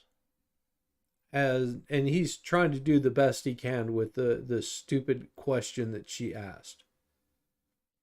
The wallets that he's talking about and the keys to the wallets that he's talking about are wallets that were held by FTX. That's what he is talking about. He's talking about the keys to the wallets that FTX had control of. They are basically trying to get the keys for those wallets that FTX had funds stored in. He's not talking about individuals. She's talking about individuals that don't know the difference between a wallet and an exchange. An exchange is not a wallet. An exchange is a place where I can throw something on there and someone can pull it off and it can be hacked. Your personal wallet cannot be hacked. I mean, it can be, but not like that. we can at this point. We've secured crypto assets. We're still in the process of doing that. I mean, ultimately, that's a question of months. The litigation has been pointed out by other members. Certainly will take a longer time frame, but that is our number one focus is to generate value to repay those customers. I don't have a customer account for you today. We do know that there was 2.7 million users in the U.S. silo, which again overstates the customer relationships because people had multiple trading accounts. In the .com silo, we had over 7.6 million users. Again, overstating the actual customer relationships due to the multitude of accounts by any particular customer. So we need to get to the bottom of those customer numbers. Thanks, Mr. Ray. Let me ask you this. Despite the fact that FTX told customers it would not trade customers' funds, we know now that FTX loaned out, I think, about $10 billion in customer assets. There's a difference between funds and assets. There's a difference between funds and assets. I hate whenever people double speak this bullshit because they don't know what the fuck they're talking about. Assets for proprietary trading. Mr. Ray, do you know how it was possible for FTX to access clients' funds? Because the funds were on the exchange. The funds were in limbo. Idiot woman. Violation of his own terms of service that noted. Woman, you need another drink because you're definitely not recovered. it without clients' permission and exposes customers to such massive loss? Well, as I indicated, I mean, there was no corporate controls, no corporate oversight, no independent board, and the owners of the business, the senior management, had virtual control of the accounts of each of the silos and could move money or assets as they desired, undetected by customers. So to the extent there were rules, and there were very few, obviously they were made to be broken. So I think what I'm hearing you saying is that there was no one personally approved this. Let me ask you a last question. Can you tell us what regulatory No, they approved it as soon as they put it on the exchange. changes could prevent the unauthorization or the unauthorizing customer funds in the future? Yes. Yes, there is. To keep stupid people like you away from it. On your wealth of experience. Without speculating about what regulatory fix there could be, I've said in my earlier testimony, the critical thing is segregation of customer funds and transparency. Okay, and lastly, in your 5 points that you outlined, and I'm sorry if you said it before, is there a timetable that you think you can get to that? And that can be a yes or no. I think I'm getting close to my time. You're getting close to being just like completely slapped around. There's no particular time frame, but it's as quickly as possible. In my experience with Enron. And is that months? Is that weeks? Quickly as possible. It certainly isn't weeks. It's definitely. Woman, it could be years. It could be decades. Months. And the causes of action, could take longer, but we will marshal assets on a weekly basis and on a monthly basis, and we'll do that as quickly as possible. Thank you so much for taking the time to try to help us out. I yield back. Thank you. The gentleman from Kentucky, Mr. Thank Barr, God. is now recognized for 5 minutes. Thank you, Madam Chair. Mr. Ray, in your declaration, you said that many of the companies in the FTX group did not have appropriate corporate governance and that this situation is unprecedented. You also, in your testimony today, said that the FTX collapse stems from the lack of an independent board and a complete failure of any internal controls or governance whatsoever. Can you elaborate in describing the governance structures for FTX.com that led you to make those comments? Well, first and foremost, there's no independent board of directors. So one of the first things that I did was put out an independent board of directors led by our chairperson, who's the former U.S. attorney, and Honorable Joseph Farnan, the former U.S. District Court judge. So put in a corporate structure of independent directors, put in separate officers, the new officers of the company. I put in a new CFO, a new chief information officer, a new head of administration, all independent, with some background and experience in these sectors. None of the employees, there's a lot of titles in the company, but no experience to back it up. Can you explain how the FTX.com governance structure differs from the governance structures of FTX US? Virtually no difference. There was no structure. Mr. Ray, in your work so far, have you examined the governance structure or the flow of assets to the FTX Foundation or its various affiliates, including FTX Community, FTX Climate, or the Future Fund? We are digging into that. We've not completed our review. I am curious in your work whether or not you will determine whether those entities were established properly as non-profits or whether or not the funds received were improperly transferred customer accounts. Do you have any visibility into that yet? They were established properly because they were approved by the SEC. So investigate the SEC. We're looking at that right now. We've asked our folks at Ernst & Young to look at the tax side of it, and we're investigating the money transfers. So you can be sure we're going to dig into those details. Was the FTX Foundation and those other not-for-profit, ostensibly not-for-profit entities, were they completely separate from any of the for-profit entities? They were owned by Sam Bankman-Fried. I can't tell you that they were separate because they got funds from Alameda. So we know the source of their funding was from the FTX group. There was separate ownership, but not separate funding. So commingled assets in that case as well? Absolutely. Okay. At least one ESG ratings firm gave FTX a higher score for governance than ExxonMobil. Given your testimony that FTX's collapse stems from the absolute concentration of control in the hands of a very small group of grossly inexperienced and unsophisticated individuals who failed to implement virtually any of the systems or controls necessary for a company that is entrusted with other people's money or assets, what would you say about this ESG governance rating, which rated FTX higher than ExxonMobil? I get my money back. Can you identify which entities had audited the financial statements? Yes, I can. So there was no audit at Alameda, no audit at the venture silo. There was audit at the U.S. silo. And also audit at the .com silo. I can't speak to the integrity or quality of those audits. We're reviewing, obviously, the books and records. And as I've said earlier, much of those books and records were maintained on fairly unsophisticated ledger workbooks. And you testified of the lack of record keeping. Yes. And so there's a whole lot of financial statements that are either not audited or not available. Is that fair to say? That's fair to say. In your declaration, you stated that you did not believe that those audited financial statements were reliable. Can you elaborate on why you believe that to be the case? Well, we've lost $8 billion, right, of customer money. So by definition, I don't trust a single piece of paper in this organization. Sam Bankman-Fried, in his testimony to this committee on December 8th of last year, said that FTX has designed and offered a platform with a market structure that is risk-reducing. To be sure, there are irresponsible actors in the digital asset industry, and those actors attract the headlines, but FTX is not one of them. Was that statement incorrect? False, yes. Thank you. And let me conclude by describing what is going on here by a popular crypto. Somewhat. It was false that they were crooked as shit, but FTX also didn't put a lot of assets on their exchange. Think about that. So they were partially right. Crypto commentator, if you set up an exchange where you're the market maker, you're the issuer, you're the prime broker, and then you trade against your own customers, you have a vested interest in creating the assets, promoting the assets, and manipulating No, FTX only created the FTT token. That's the only thing that they created. Get your facts straight. the price of the assets. What you have is a crypto casino. I yield back. No. Dummies. Thank you. The gentleman from California, Mr. Vargas, is now recognized for 5 minutes. Thank you very much, Madam Chair. I'd like to begin by thanking you once again for taking the lead to hold bad actors accountable and pursue transparency in the cryptocurrency space. And also, Mr. Ray, I want to thank you for being here today to testify. I think I start off a little bit like Paul Krugman does in the New York Times. I don't get the point. I really don't get the point of blockchain and cryptocurrency. It's like keeping track of how many times you chew gum. Like, who cares? All right, another idiot. Can they get some competent people in here? There's other ways that are, I think, less fraudulent to make transactions. But anyway, that being said, how many times have we talked here about the potential for abuse, of fraud in the crypto market? Quite a bit.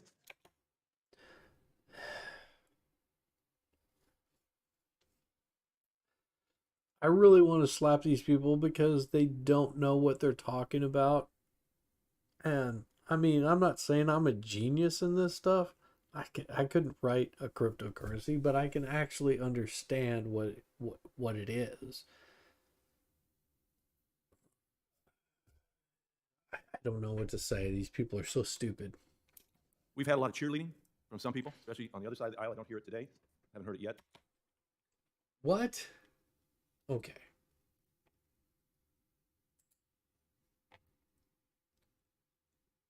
You know, that's one of the biggest problems with these people is they talk out of one side of their mouth and they don't know what the hell it is that they're actually saying. And it gets really annoying whenever these people do not know what the hell it is that they're talking about. It really gets annoying. I mean, this guy is saying absolute BS and he has no idea what he's talking about. I don't understand crypto. Then shut the F up.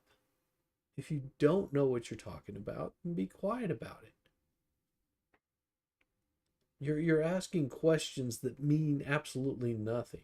And somebody that knows even a modicum of what crypto is can explain to you what's going on.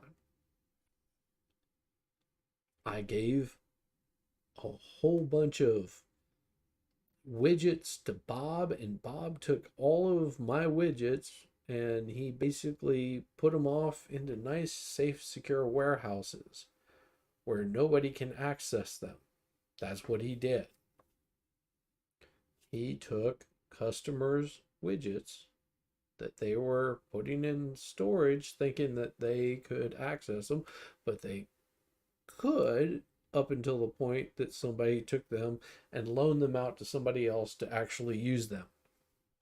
And what he had left over, he locked up in his own safe, secure little warehouses, because in a future point, he'll be able to turn around and sell those. What this bankruptcy man, Mr. Ray, is going to be doing is figuring out where those warehouses are so he can shut them down, get those back to the exchange, and distribute them to all of the customers to try to make them whole. That's what his job is. And these people do not understand it because they don't understand crypto. They're getting crypto confused with everything else. They're so stupid. But I do want to hear it like we normally hear it, how wonderful it is and how they shouldn't be regulated by the SEC, that they're too tough on them. Imagine we're not going to hear that today, especially after what we saw with FTX. Let me point my finger at somebody else. How much money did you receive, Mr. Vargas? How much campaign money did you receive? But we do want to see order and transparency in this industry and throughout the financial markets. If you are an issuer of cryptocurrency or a manager of cryptocurrency exchange, and you conduct business with U.S. customers, consider this FTX collapse as your public service announcement. Come into compliance with the Securities Act of 1933, the Securities Act of 1934, and all other applicable federal and state laws. Do not skirt the law, mishandle U.S. citizens' funds, and then claim innocence.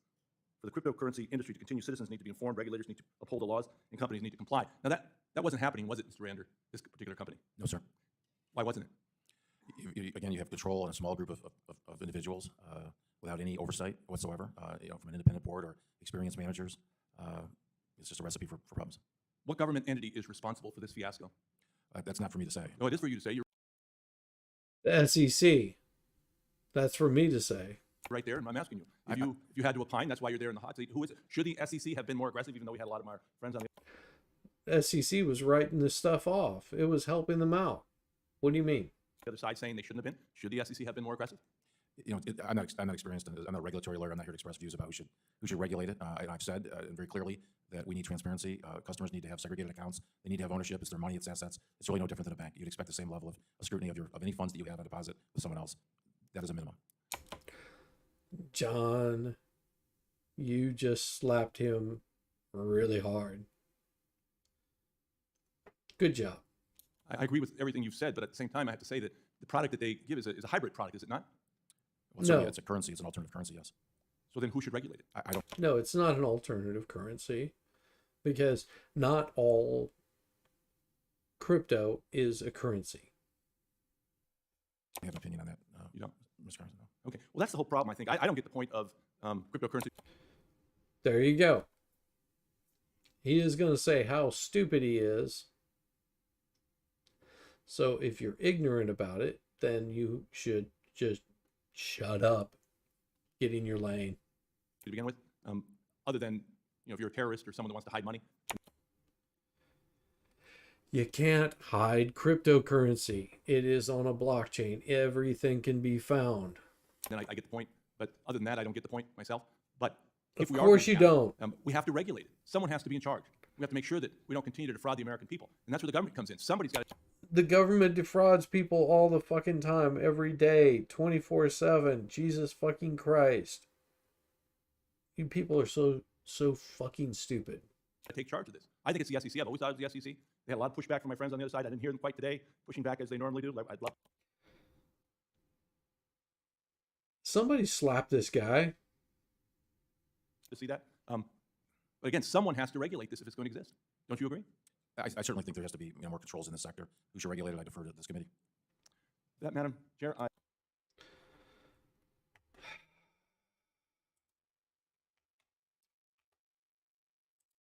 Let's do something here. And I'm going to pull it up.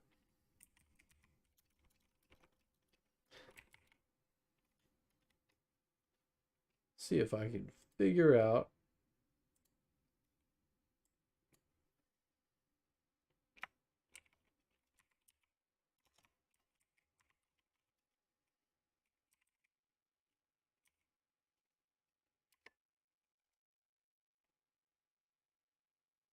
let me figure out who this guy is.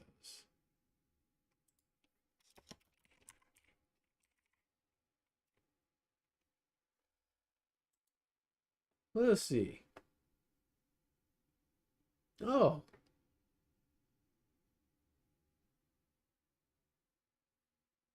There you go. Need I say more? Mr. Juan Vargas is a member of the Democrat Party.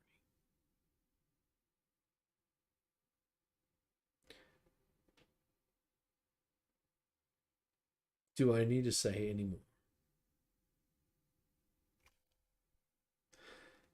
Democrat Party was getting funded by FTX.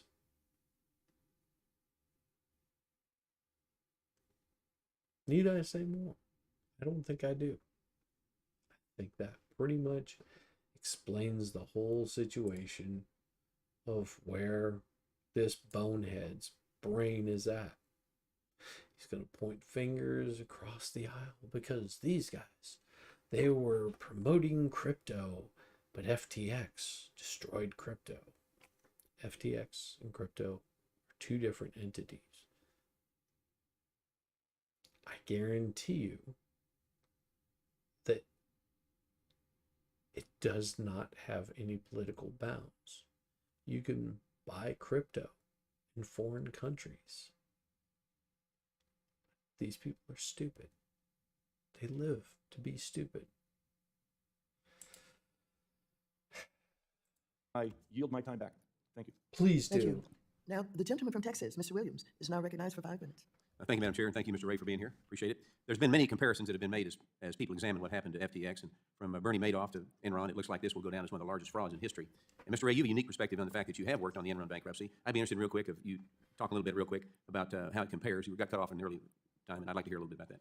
You know, Enron was a really a different company. You know, the crimes that were committed there were highly orchestrated financial machinations by highly sophisticated people to keep transactions off balance sheets. This is really old-fashioned embezzlement. This is just taking money from customers and using it for your own purpose. Yeah. Not sophisticated at all.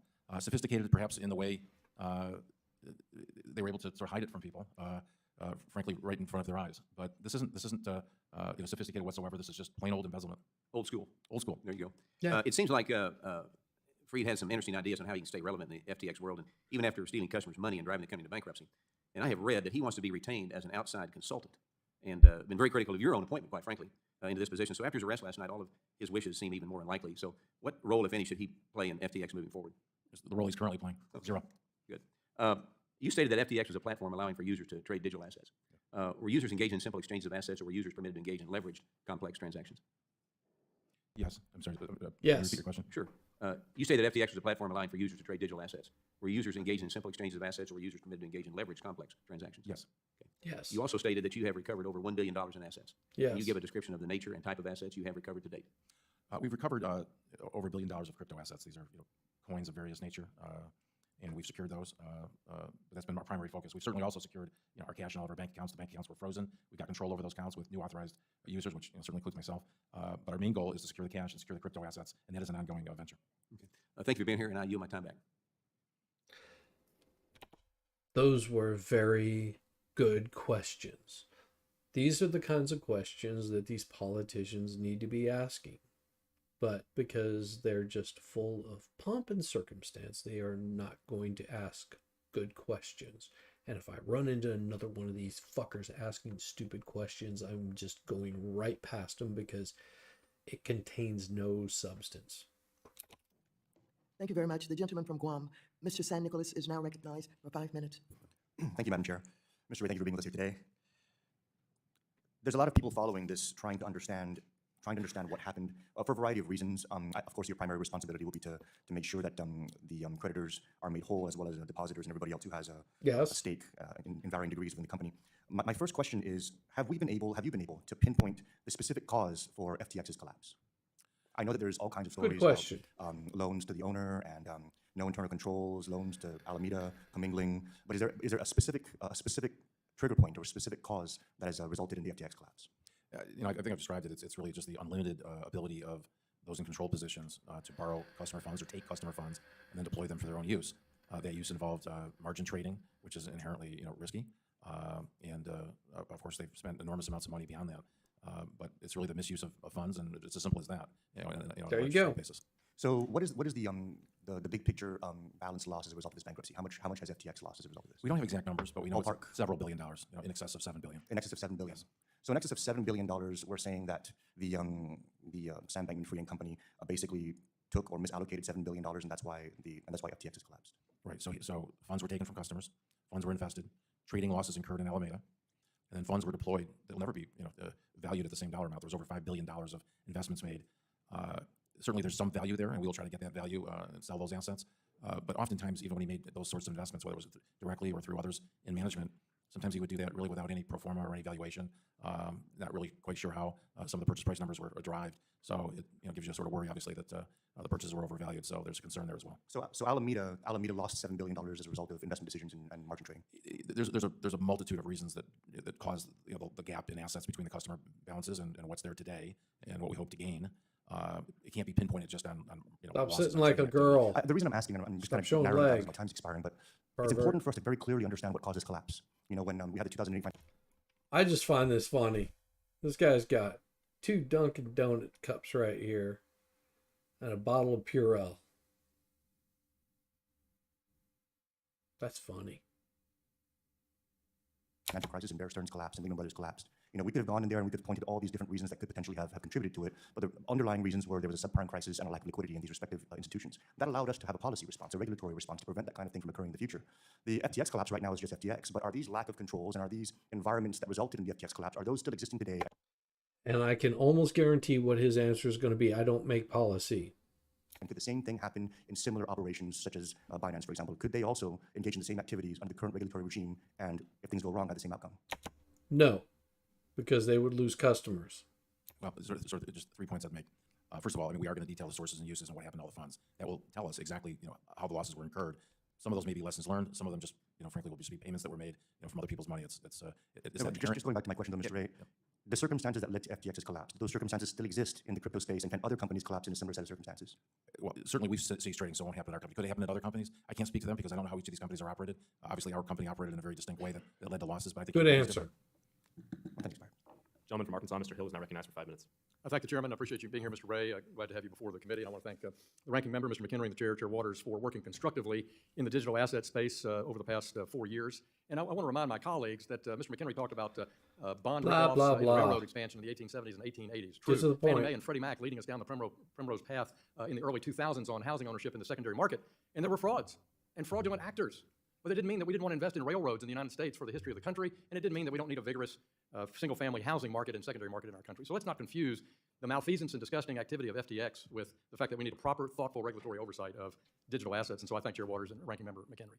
Yes. 14 years ago this week, Bernie Madoff was arrested and charged with operating the largest Ponzi scheme in American history. Yes. His collapse injured 37,000 investors and led to major reforms at the Securities and Exchange Commission and their oversight, and FINRA. Bankman. And how much of the SEC has changed since that point? Are they going back to it? Fried was arrested in the Bahamas last night. In many ways, the fall of FTX dwarfs that of Bernie Madoff, with court filings suggesting that over 1 million creditors are somewhere in the lurch in the FTX silos. Americans were hurt, and I want everyone listening to know in today's hearing that this is just the first step that Congress is taking in understanding what happened and how to create the appropriate regulatory environment. We do want to understand the inventive decisions that led to the collapse and the impact on our customers and other market participants, and how to prevent it from happening again. Mr. Ray, thanks for stepping up in your leadership capacity. And in looking at the bankruptcy filing, Prager Metis was the audit firm for the .com silo. Their website says they're the first ever CPA firm in the metaverse. So looking at their website, they have 24 offices, 600 staff, 100 partners, principally California, New York, and New Jersey. You stated you're not familiar with Prager Metis, is that correct? That's correct. Are they cooperating with in your role as bankruptcy trustee? We're reaching out to both firms, audit firms, as well as the firm that does our taxes, and we certainly have tools available if they don't cooperate. But everyone seems to be cooperating at this point. And are they? You anticipate they'll actively participate in the forensic accounting work you're doing with Ernst & Young?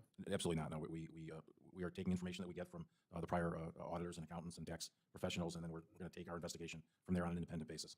Can you tell us who the partner in charge is of the audit at that firm? I can't tell you. I can't tell you off the top of my head. Is it Jerry Etel, Brian Goldblatt, Michael Williams? Those names ring a bell? No, it's not. I can get your staff. Would you provide that to us, please? Absolutely. Thank you.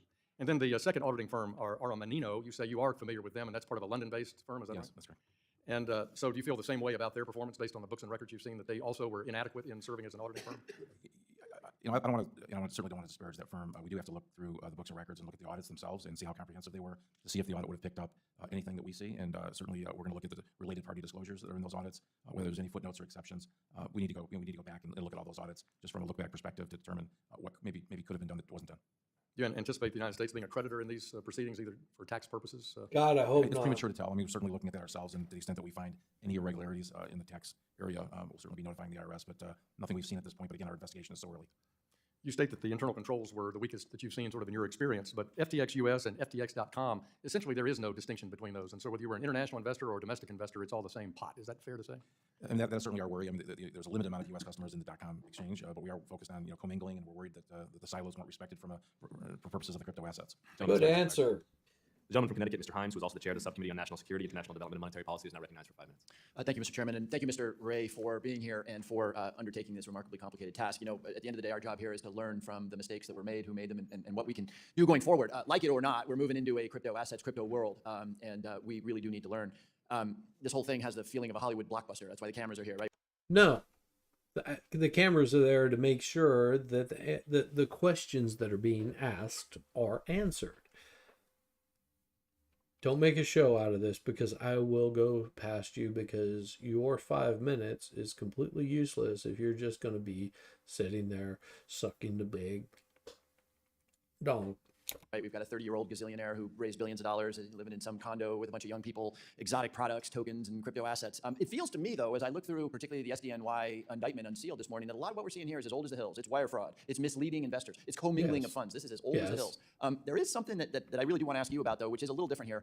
All the good work you've done with other companies, you were dealing with, by and large, money in banks or in other financial institutions. And that's what he's dealing with here. Here we've got tokens, which evidently were things of, quote, value, valued in some way or another, that were used as collateral, living in places called wallets, not in banks.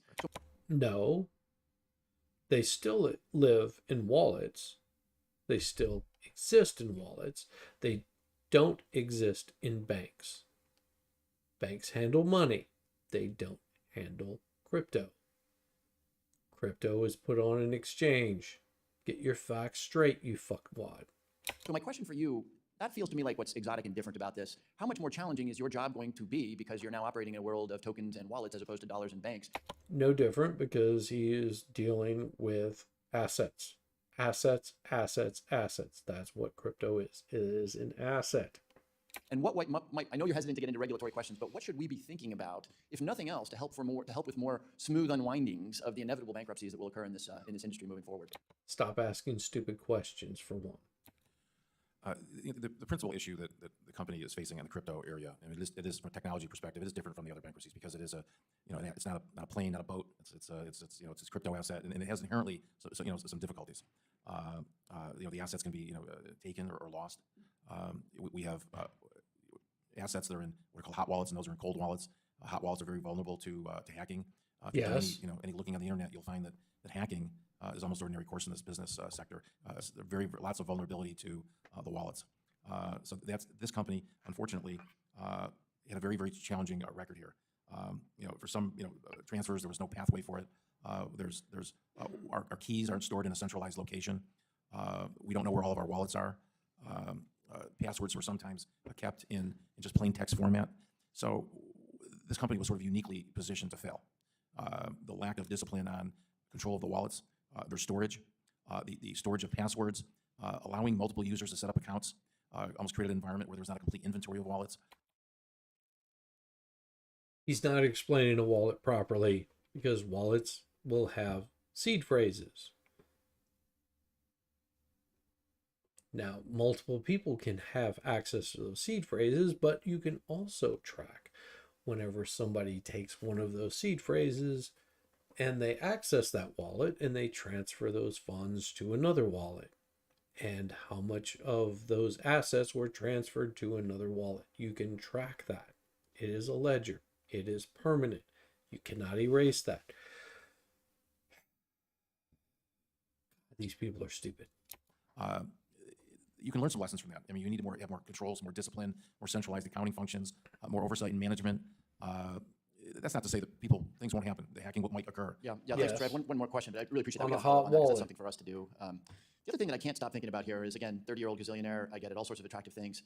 Some of the supposedly smartest money on the planet, venture capitalists who are paid tens of millions of dollars to invest money, and maybe I wouldn't care if it was just the money of the very wealthy, but they're investing pension money. No, they're investing your money. They're investing your finances. They're investing your paycheck. Your paycheck. Your paycheck, sir. You're pissed off because they spent your money. That's what it sounds like to me. You're not able to finance your next campaign because you had money that was coming from FTX. How much you want to bet? They're investing university endowments, companies like Lightspeed, Sequoia, Greylock, the best of the best invested in this. And you told us, and you made a statement that this was the worst governance, the worst you had ever seen. Yes. Do you see any evidence of any appreciable due diligence on the part of these entities that gave Sam Bankman-Fried hundreds of millions of dollars? Yeah, I'm not aware of what these parties may have done in terms of their due diligence. It's surprising.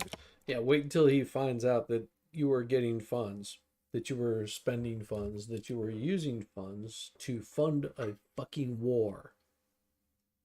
And that person just took every single bit of it. So basically, Sam Bankman-Fried was taking customer funds and he was basically cashing those funds out, and then he would turn it into money that money would be sent over to the Ukraine, and they had complete access to those funds.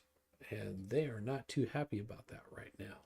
Sam Bankman-Fried, if you were really smart, you would make sure that you got a little tattoo across your forehead that says, "I will not commit suicide," because I can almost guarantee you before all of this resolves, for some reason, he's just going to disappear. Obviously, in light of all the circumstances, but I don't know what they did internally to verify these investments. So obviously, and it's easier to go for someone that's in their 20s or their 30s, because by the time they get out, they'll be in their 50s, and they will have a nice big chunk of change sitting there waiting for them whenever they get out. Only they know that. Thank you. Thanks very much. Yield back. Gentleman from Minnesota, Mr. Emmer, is now recognized for 5 minutes. Thank you, Mr. Chair. And thank you, Mr. Ray. Like everyone else, we're appreciative of you being here today and testifying. I'm going to start, for my part, with a series of quick questions that hopefully will assist this committee's investigation, and then I want to move on to some additional points, time permitting. Mr. Ray, there were over 100 corporate entities within FTX Group. Some had boards of directors and others did not. Was there a group-level board of directors overseeing the entirety of FTX? No, there's not. Would you agree that it's a bad decision for a complex firm like FTX to not have a top-level board of directors? Yes. Do you have concerns about the concentration of power in a small group of inexperienced individuals with no oversight? Yes. Did FTX.com have basic corporate functions like an accounting or human resource department? No. Was there a legal department at FTX.com? Yes, there was. Was there a compliance department? There were people with titles. Fair enough. And thank you. Finally, to assist the committee's investigation, would you agree that a financial firm the size of FTX needs accounting, human resources, legal, compliance, and risk departments to help prevent something like this from happening? Absolutely. In early April 2022, FTX and IEX announced a strategic partnership. Last week, the Financial Times reported on Alameda's venture capital portfolio, which listed FTX Trading's $270 million investment into IEX as a, quote, acquisition. Did FTX Trading acquire IEX? And if not, what type of investment did FTX Trading make into IEX? I'd have to get back to the committee on that specific investment. I'm not sure that was completed. Can you provide us with some information on it? Absolutely, I can get back to you on the staff on that. We know that Chair Gensler had more meetings with FTX than anyone else in the crypto industry. We understand that what was being negotiated was a framework for digital asset exchange registration and token registration with the SEC that would benefit both parties. It would expand the SEC's jurisdiction in exchange for the SEC's preferential treatment of FTX over other industry participants. We understand there was a lot of activity to move this idea forward, including the circulation of draft short-form disclosures that would enable filers to get tokens listed on this newly formed bespoke exchange. Mr. Ray, I know you're handicapped with the information you currently have obtained, but Chair Gensler refuses to answer our questions or testify before this committee. Will you commit to sharing with this committee any internal documents you come across regarding communication between FTX and Mr. Gensler or others at the SEC? Ouch. Of course he's going to agree. We'll fully cooperate, with the committee and the regulatory authorities with respect to our investigation. Again, specifically, I just want copies. This committee will want copies of those communications to the extent they exist. We can certainly work with your staff to get you what you need. Thank you. And Mr. Ray, I appreciate you mentioning your concerns in the beginning of my questioning about the concentration of power in a small group of individuals with no oversight. That is the exact problem that open and permissionless technology like crypto and blockchain solve. It solves for the problems of centralization. You stated in your testimony that you've never seen such a, quote, utter failure of corporate controls at every level of an organization, from the lack of financial statements to a complete failure of any internal controls or governance whatsoever, close quote. FTX had disastrous or even non-existent systems for accounting, audit, cash management, cybersecurity, human resources, risk management, and other unacceptable management practices that currently make your job to uncover the facts quite difficult. Fortunately, the immutable characteristics of public blockchains that some people would care not to understand in this committee allowed the crypto community to reveal Sam Bankman-Fried's fraud, and the on-chain public record will assist law enforcement moving forward. Damn. Mr. Emmer, kudos to you because somebody did the research necessary. I applaud you. I applaud you because this right here is calling every single one of those little fuckers out that I don't understand blockchain. I don't understand what it's about. And he's doing it in less than 5 minutes. I encourage my colleagues to understand Sam Bankman-Fried's con for what it is: a failure of centralization, a failure of business ethics, and a crime. It is not a failure of technology. I've worked across the aisle since I came to Congress, so the future of crypto reflects American values, the same way the internet does today. For the most engaged members of Congress on crypto policy, the FTX collapse reminds us of why we care so deeply about this technology. Decentralization is the point. Thank you, and I yield back the balance of my time. Oh, The gentleman from nice. Illinois, Mr. Caston, who's also the Vice Chair of the Subcommittee on Investor Protection, Entrepreneurship, and Capital Markets. Kudos. Thank you, Mr. Chair. And Mr. Ray, thank you so much for this. I'm struck by a lot here, not least Mr. Perlmutter's comment that this is going to take a long time to untangle. Maybe your comment to Mr. Lucas that this is a paperless bankruptcy. Because you're an idiot. But I appreciate your service. A bunch of questions. One, I just want to clarify, because it's all been implicit. All this bankruptcy is dollar denominated, correct? So as you go through to chase down values? Yes. I asked that because we talked about commingling, we talked about customer losses. There's been some public reporting suggesting there may have been some inflation or misrepresentation of the value of FTT tokens. Is that, and I'm not asking you to opine on that right now, but It's to the extent there FTT. is some customer loss claim from that. Is that also one of the categories of losses you're going after? Well, FTT, I'm sorry, was on the balance sheet of Alameda, and it certainly was served as effectively sort of collateral. And it was largely controlled by Alameda, so it was a very illiquid token. It was effectively a token created by the company itself with a limited float. So inherent in the in the token itself was the illiquidity, and certainly the size of the position the company had in its own token, contributed to this problem. But if a customer were to buy that token at some value that because of its illiquidity could be manipulated, would the customer not effectively be sitting on, for lack of a better word, Forex risk? Well, there's certainly, I mean, all the crypto, like any asset, has a certain volatility to it, and some are more volatile than others, and FTT was very volatile. Sure. And again, just to the extent that the volatility is natural, it's fine. To the extent it's manipulated, it's different. Let me move on because we're close on time. There's been, in a number of the figure public it out. conversations that Sam Bankman-Fried has had, when asked about commingling, he often responds by talking about open margin positions. I want to just give you a chance to react to the difference between an open margin position and the commingling that you observed. I'm not sure exactly, I tried to follow some of what his statements were, and it was very, very hard to really understand what he was really trying to say. I mean, we do know that they had open margin positions at various times in Alameda, and Alameda was a customer, if you will, at the exchange, and it's through that customer relationship, plus other arrangements, that allowed Alameda to borrow those funds and then take positions on the exchange like anyone, who would hedge, an asset in the market. He had unusually large positions, of course, and sometimes they were wrong in those positions, and they resulted in big losses. But ultimately, the commingling issue is the same and a different issue. He took the money from FTX to cover those positions, and ultimately, when customers went to get their money back from .com, there was a run on the bank. Okay. There you go. On November 12th, I guess just the second day, or the first day you were there, yes, there was a hacker who stole some $477 million worth of tokens from FTX. There was a November 29th interview with Mr. That's Bankman-Fried, why which you is have he said a he's narrowed cold down to wallet. like 8 people, quote. Have you had any discussions with him? Do you have any sense of do you have any more visibility since November 12th on that hack? Have you had conversations with him about who those 8 people might be? What's your $477 million? I've not had any conversations with him. We're relying on forensic and cybersecurity experts who are tracking the crypto. There's an open interface, so you can see, you can ultimately find where the crypto ends up. We've had law enforcement involved. Yes. So we're tracking it. I think we've got all the help we need on that front. Okay. There you go. As I get close on the end of my time here, so far it seems like most of the losses have been within these 4 silos, and I mean 2.7 million customers, whatever that means, is some exposure. Are you worried about any broader contagion? Are there broader contagion issues we should worry about from our perspective here? I mean, certainly other bankruptcies of the scale have spilled into other sectors. Look, I think the industry, we made a number of investments in the crypto sector. If you look at that portfolio of $5 billion, one of our major investments, top 20 investments were in the crypto sector. So it's a very trying time for the crypto sector, and what I worry about is the impairment to that portfolio of $5 billion, because obviously that's a recovery pool for our customers. Yield back. The gentleman from New York, Mr. Zeldin, is now recognized for 5 minutes. Thank you. Mr. Ray, I know you referenced earlier that you had not yet read Sam Bankman-Fried's testimony that was prepared for today. I had a question that I wanted to ask, and I was going to read you something that he had included in his remarks. In late 2021, I believe that Alameda Research likely had a net asset value of substantially over $50 billion market to market. I believe that Alameda was likely leveraged long, perhaps about 1.1 times leverage. That is, it had corresponding assets for roughly 90% of its position, borrowing the remaining 10%. That was roughly 1/20th of the maximum leverage FT allowed and roughly 1/3 of the leverage assumed by the average FT margin trader. In early November 2022, over a 3-day period, the market value of assets that Alameda Research had held declined dramatically, I believe, by more than 50%. Have you yet seen any evidence of a market value drop in Alameda's assets before November 2022? We haven't gone back to trace, the actual, to compare his statements with what actually happened in the marketplace. I mean, clearly there was volatility and a huge market drop in crypto over that 12-month period. So it wouldn't surprise me that, his leverage numbers changed, perhaps even dramatically during that time period. I think the problem at the heart of this is that, his positions, the collateral he had behind that, he didn't have the same auto liquidation provision that a margin account would normally have. You usually can't lose, if it's structured properly, you shouldn't be able to lose more than your collateral. Otherwise, the position closes out and there's no harm in the brokerage firm. If it's a brokerage account, for example, they wouldn't be short cash. They wouldn't have to go out to get the money from you and close out the position. None of that existed with the Alameda positions.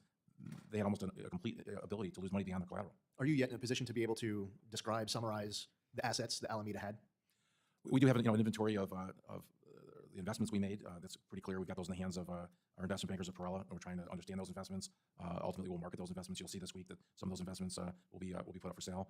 The crypto assets, a little bit different. What's on the exchanges, we can see. There's exchanges, about 24 exchanges across the world where we know we have crypto assets. They're in our name. We're securing those and moving those into cold storage.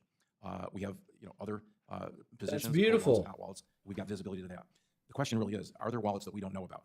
Yes. Certainly that is the potential, because the way this company was organized, there may be wallets that don't have our names. We don't know where they are, and that's going to be a difficult task ahead of us. But what we can. And that right there is the reason why they lock up Sam Bankman-Fried, and they make sure that they track everything that he says or does, because I guarantee if he tries to give those seed phrases away to his parents, to his relatives, to his girlfriend, doesn't matter, because they're going to hear it. They're going to notate every single bit of that.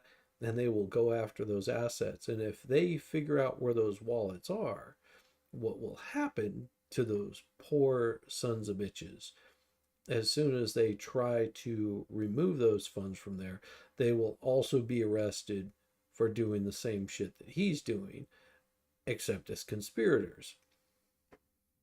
You can see what we have visibility to, we're grabbing control over. So we'll learn more this week. We should learn more in the coming weeks. Mr. Ray, you mentioned the documentation that you don't have earlier during your testimony. Can you share what documents you have uncovered with respect to the transfer of funds from FTX to Alameda? It's voluminous. The record. Yeah, if he showed you the records that he had, he would fill your freaking desks with it. Keeping wasn't very clean in the company, but we should be able to trace the movement of crypto assets. I mean, inherently in the nature of the crypto, you should be able to see the movement and where it started and where it ended up. We'll obviously track the banking information. We do have bank records. Sometimes we have to go right to the source, right to the bank to get historical records because they're not in hand, if you will, at the company. But one way or another, we'll get the banking records and we'll be able to trace the sources of cash, how that cash was utilized to buy assets. Once we can identify the assets, we can then trace the asset from either transfer to other currencies or ultimate payment outside the company. So it's just a very intense forensic process, but we'll have the records ultimately to do that. We'd be interested in receiving more detailed explanation of the documents that you have. And one last question, can you describe what documents you identified with respect to internal controls and governance? Well, there isn't any, to speak of. I mean, the company is virtually void of any internal controls or documentation. Resolutions are absent. He said this like multiple times. Loans of the insiders. Stop wasting your time on stupid questions. When Sam Bankman-Fried signs on behalf of the company and then he signs his own loan, that should tell you a lot right there. Gentleman's time has expired. The gentleman from New York, Mr. Meeks, who is also the chair of the House Committee on Foreign Affairs, is now recognized for 5 minutes.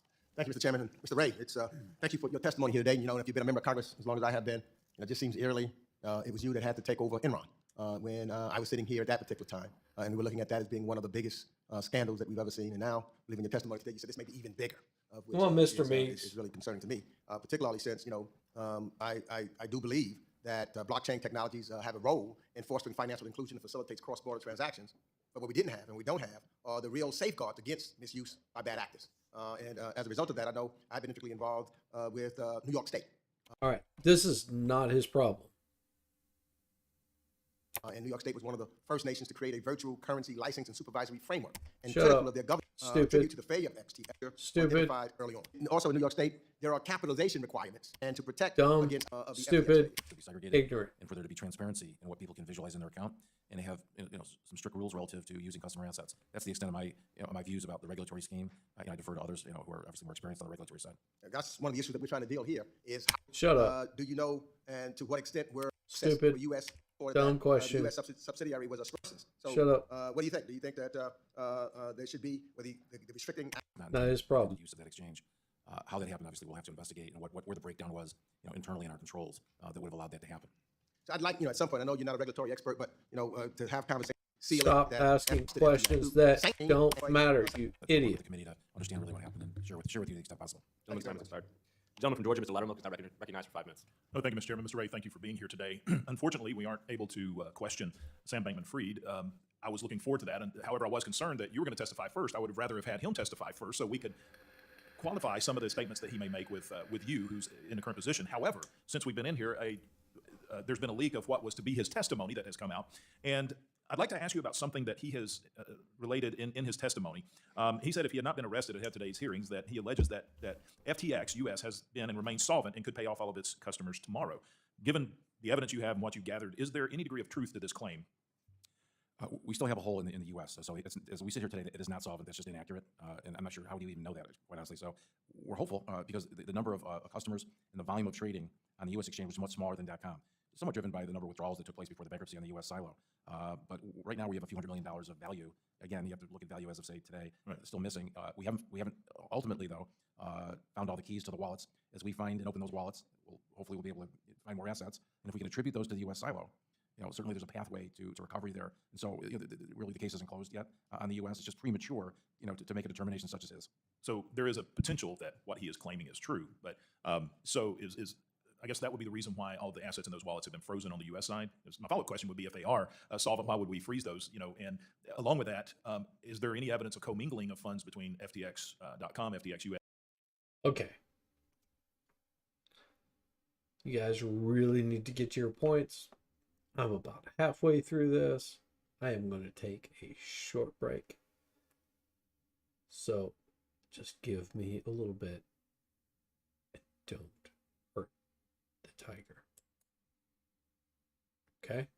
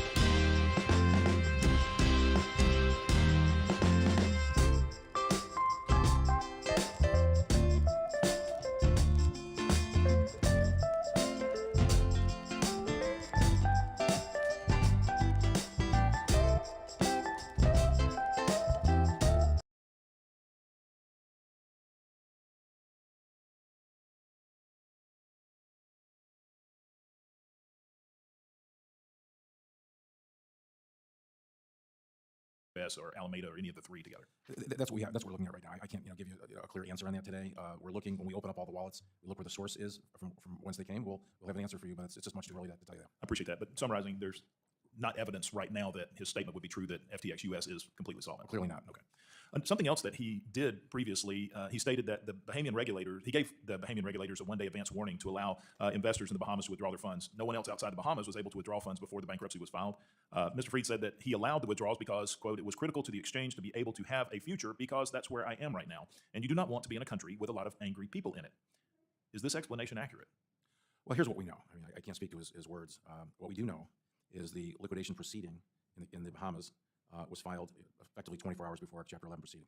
During that time period, and we've documented this in our court filings as of last night, the accounts were unfrozen just in the Bahamas. Over $100 million was released to approximately 1,500 customers in the Bahamas. Did you say 15 million or 15 100 million? 100 million. To 1,500 100 customers, million. approximate numbers. Oh. And then the door was closed about the time of our Chapter 11 filing. And there were communications between Mr. Bankman-Fried and the Bahamian government specifically related to this leakage of assets. So Mr. Fried would have known He that did bankruptcy bad. filing was imminent? Bad boy. When he did Yes, this? yes, he was certainly in discussions with his counsel, who was in discussions with the debtor's counsel. All right. I see my time is quickly running out. Thank you for what you're doing and trying to recover what assets we can, Mr. Yeah, Chairman. okay. The gentleman from New Jersey, Mr. Gottheimer, who is also the vice chair of the Subcommittee on National Security, National Development, and Monetary Policy, is now recognized for 5 minutes. Thank you, Mr. Chairman. Thank you for convening this hearing. Since 2019, I have raised concern about the Securities and Exchange Commission's approach to digital assets. SEC Chairman Gensler has repeatedly claimed that most cryptocurrencies are covered by existing securities laws. Despite that, the SEC has not proposed a single rule to create guardrails for digital assets and has done a haphazard job of overseeing the space. The result has been a lack of certainty and clear rules of the road, and we're seeing the impact of that front and center today. They failed to do their job, and they failed to protect consumers, in my opinion. I've been calling on with other members on financial regulators to step up and create clear guardrails for digital assets. Nearly a year ago, I addressed the Stablecoin Innovation Protection Act to create tough consumer protections and prevent the stabilizing runs like we saw with the so-called stablecoin Terra that failed earlier this year. I also invited Chairman Rosenbaum to my district to discuss the clear regulatory steps the CFTC could take to better protect consumers and prevent thieves and snake oil salesmen from ripping off Americans with worthless digital assets. I've consistently been engaging with all market participants, associations, and regulators to promote innovation and the responsible development of promising financial technology, all with a clear eye to protect consumers. Instead of writing clear rules and guidelines for digital asset firms, however, the SEC has created a patchwork of ad hoc policies for crypto firms purely through spotty enforcement actions and random letters. Haphazard enforcement that has missed the worst offenders. You can't regulate through a random Oh, Jesus fucking Christ. All of this self-bloated bullshit, because if you do not get to a fucking point, I'm going to go past you again like I did Mr. Meeks. patchwork of letters. You have to write clear rules of the road, which is what I've been calling on for years now. Chairman Gensler has told and protect consumers. Do you think U.S. financial regulators would have been satisfied with the As I said on the record, I can't speak to what the regulatory fix is here. Obviously, oversight is needed. Obviously, we need to have customers have to have control over their accounts. Yes. And clearly there's some needs here. I can't really specify what they might be, and I leave that to the committee to obviously work with the. There we go. Was not included in FTX's wider bankruptcy filing, and according to Shut up. Ledrex was Stupid. You're an idiot. Bankman-Fried when he You're says a that fucking assets- moron. What are some of the biggest Shut questions? up. The question for Mr. Fried, the questions we have are, where are the assets? How we locate those assets? It's a mining exercise at this point. Look, at the end of the day, we're not going to be able to recover all the losses here. Right? Money was spent that we'll never get back. There will be losses on the international side. We're hopeful on the U.S. side. He'll answer to others related to what happened here. Our job is just to find the assets and try to get customers their money back as quickly as possible. There you go. When do you expect that to be? It's these bankruptcies take time. As soon as possible. To locate. Thank you for being here. I yield back. Thank God. Gentleman from Ohio, Mr. Davidson, is now recognized for 5 minutes. Mr. Ray, thanks for what you're doing to recover funds that are missing and for helping us build the evidence trail to find out what happened. I think a lot of people look at your initial statements and you say, we know the following. First, customer assets from FTX.com were commingled with assets from the Alameda trading platform. Second, Alameda used funds to engage in margin trading, which exposed customer funds to massive losses. Based on your review of the records, is the transfer of customer funds from FTX.com to Alameda Research in conflict with the FTX.com terms of service? Yes, that's my view.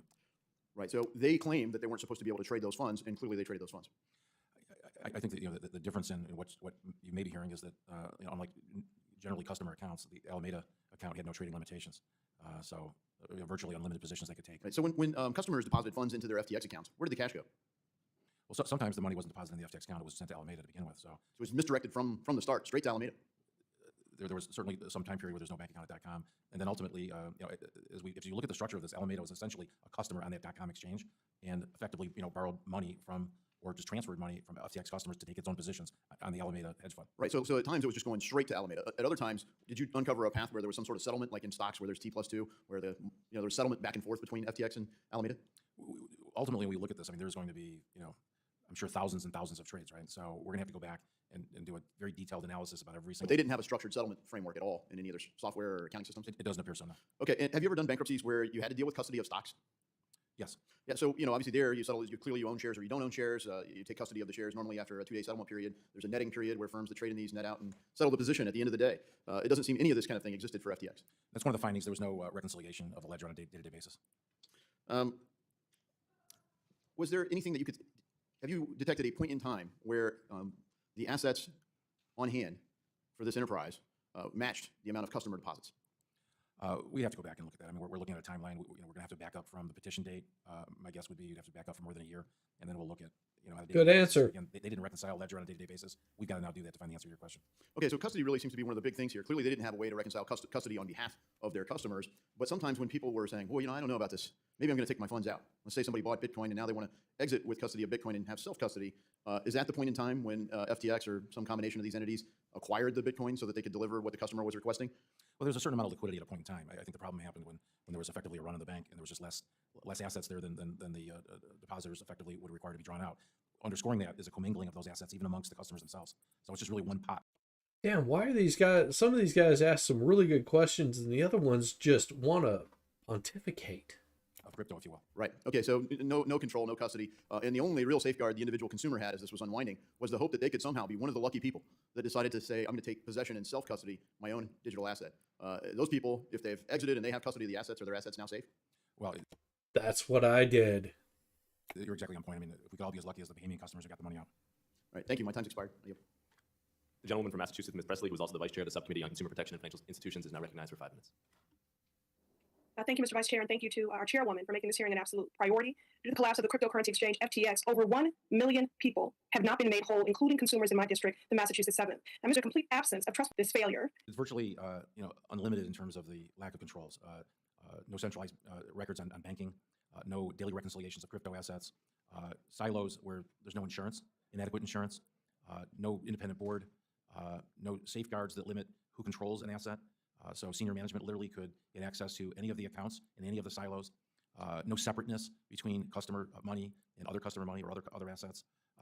It's virtually unlimited in terms of the lack of controls. And that's really the point of the unprecedented comment. I've just never seen anything like it in all 40 years of doing restructuring work and corporate legal work. It's just a dearth of information. Thank you very much, Mr. Ray, for enumerating that for the purposes of the record to better understand the depth of the incompetence here. And again, really just egregious and really criminal. Can you tell us how customer funds were handled at FTX, including the exact amount that FTX misused? No. Existed effectively in a pool, pool accounts. For example, it's every single dollar that was misused is returned to the customers. Do you have a billion? In light of what is FTX's plan to make sure that every single dollar that was misused is returned to the customers, do you have an estimate of the amount of funds that FTX This is a stupid question. will actually be able to repay?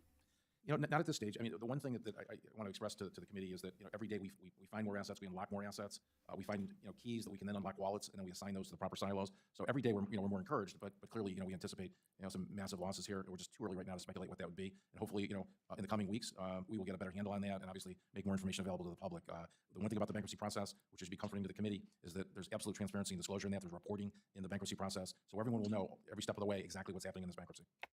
There you go. Her question was answered. So is she going to continue on with some other bullshit? Let's find out. Thank you. Without question, this collapse has been devastating to people across the globe, my constituents in the Mass 7th included, which is why it really is essential that we understand the anatomy of the customers, but that we ensure with stringent regulations. Gentleman from North Carolina, Mr. Budd, is now recognized for 5 minutes. The story of FTX is a story as old as time. What FTX engaged in, it's fraud, plain and simple. Yes. Sam Bankman-Fried, he lied to investors. He violated his own terms of service. Yes. He knowingly and improperly loaned $10 billion in customer funds to FTX from FTX to his own hedge fund. Yes. This is the stuff that would make Bernie Sanders cringe. Yes. Mr. Bankman-Fried is right where he belongs, arrested for fraud. And from where I sit, the #1 priority right now is to make each and every investor financially whole.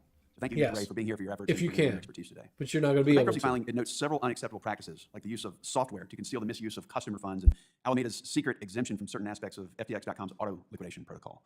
So can you expand on these practices and what more you've learned since the bankruptcy filing? The basic concept is that Alameda was able to borrow on an unlimited basis, or transfer. I'm not sure I'd describe it. Borrowing is almost a technical term. So transfer of assets, borrowing of assets on an unlimited basis, which then was allowed to take massive positions with other people's money. And because they had no auto liquidation feature, ultimately those losses could exceed the value of that account. So that's essentially what happened in a nutshell. Thank you. So another question: if FTX.com were domiciled here in the U.S., do you think the outcome would have been the same? you know, the extent of the lack of, you know, of controls in the way this business was operated, I don't think it would matter where this company was located. So here's really what I'm getting at. So I've been a long There time you go. supporter of both blockchain technology and the digital asset industry. I view them as uniquely American innovations that have the potential to help and revolutionize financial services. But what happened at FTX was fraud on a massive scale, not unlike other scams throughout our country's history. The head of FTX should be dealt with in the same way that other disgraced leaders of Enron prosecuted to the fullest extent of the law. Yes. So what I want to protect is innovation, and we want to see it flourish right here on our shores under proper regulatory oversight. So it's clear now more than ever that regulatory ambiguity coupled with the practice of regulation by enforcement used by agencies like the SEC, it's led to companies moving offshore, where they're often out of reach of proper American oversight, which puts all investors at risk of another FTX-type scam. Yes. What we need is for Congress to take the lead and establish clear rules for this industry. From the very beginning of my time in Congress, I've introduced and supported countless bills that would do just that. And it's my hope that we can finally work together to establish these rules to protect U.S. investors in the future of American innovation. Thank you. I yield back. I don't know about Gentleman from that. New York, Mr. Torres, is now recognized for 5 minutes. Thank you, Mr. Chair. You know, I don't know about that. You're thinking that you're wanting to put some sort of regulatory system on something that should be unregulated.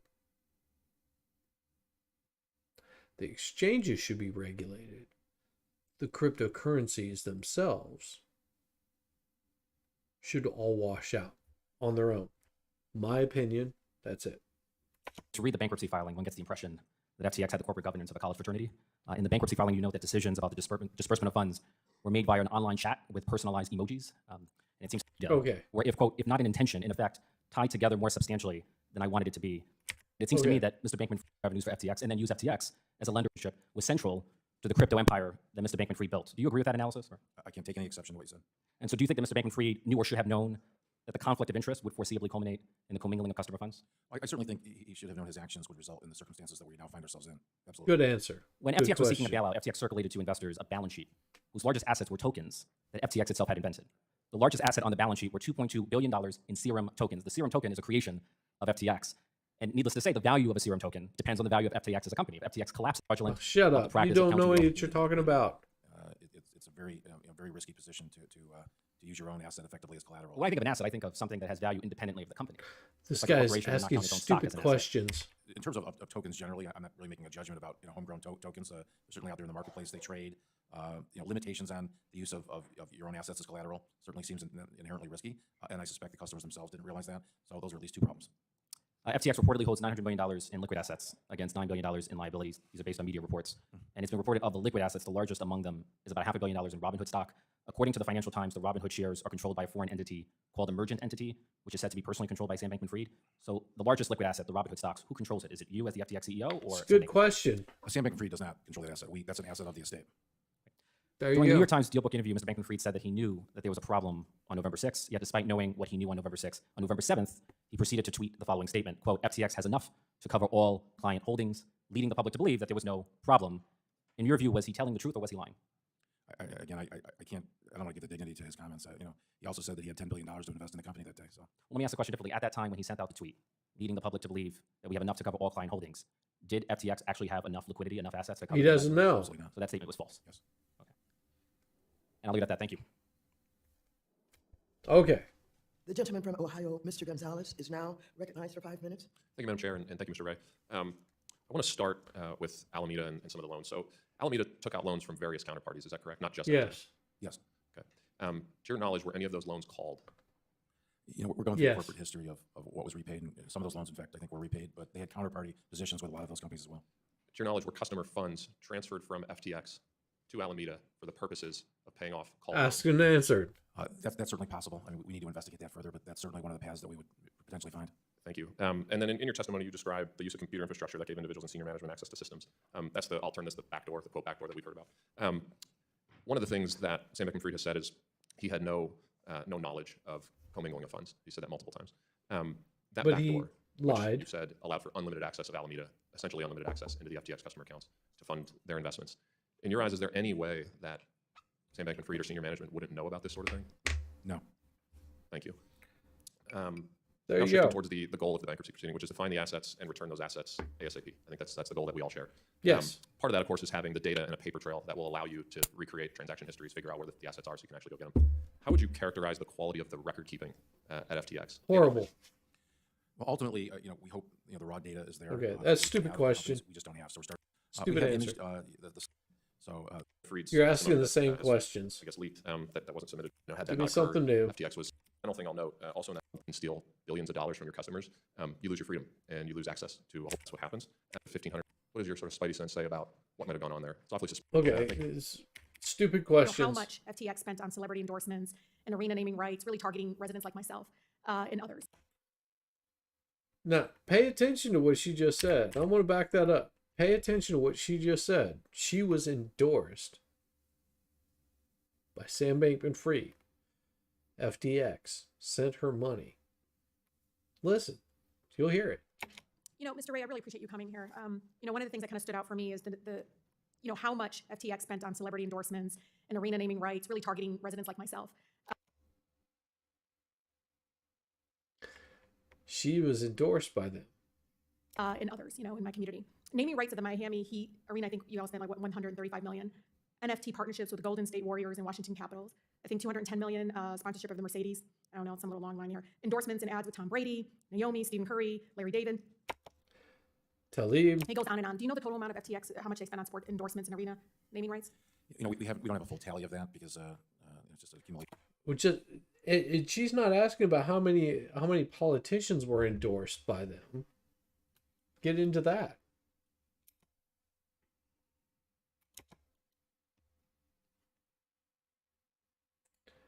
Get into those endorsements from the politicians. We don't have a full tally of that because it's just an accumulation of data. Do you know if you all spent more on FTX versus FTX.us? I know I don't have a breakdown for you, and I can't tell you how much was paid in crypto versus cash. When you all ran that TV during the Super Bowl, I think you doubled the number of US users. Is that true?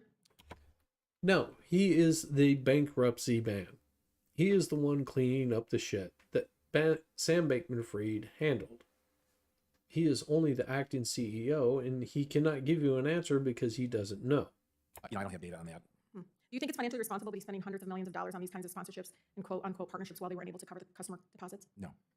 Personally, sounds a lot like, you know, Houston Astros playing at Enron Park. I represent the 3rd Forest Congressional District, Mr. Ray. This really impacts everyday folks like my residents who were really targeted by a lot of those ads. The crypto industry has spent millions on this marketing, and you know, one of the things I read, which was really taken aback, and I know Madam Chair might have heard, but you know, that Ontario teachers pension had to write off $95 million. These are teachers.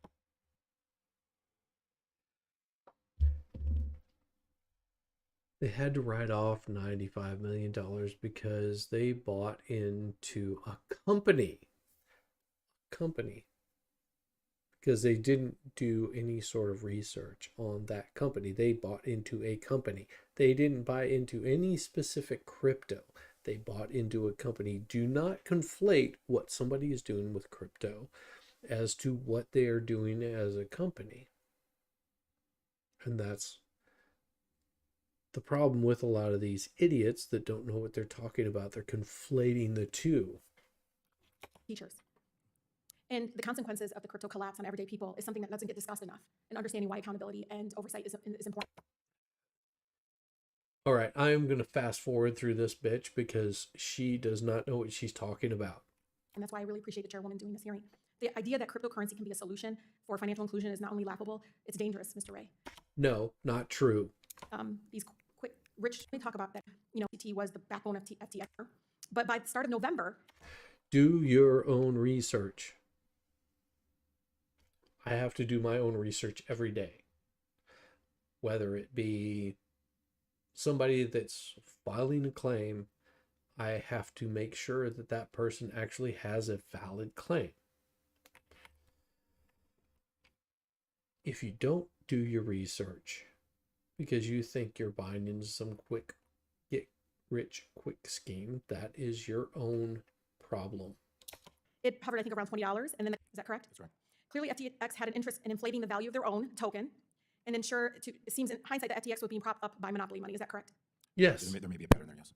Mr. Ray, have you discussed in length how FTX.com is siloed from FTX.us and FTX.us users? Well, structurally they are. I mean, they do share a common environment, the AWS system. Can FTX.us, users though, could they trade with FTT? Is that No. On their particular exchange, which would be the FTS. FTX.us silo? Counting of Jesus what Christ. assets are within each silo.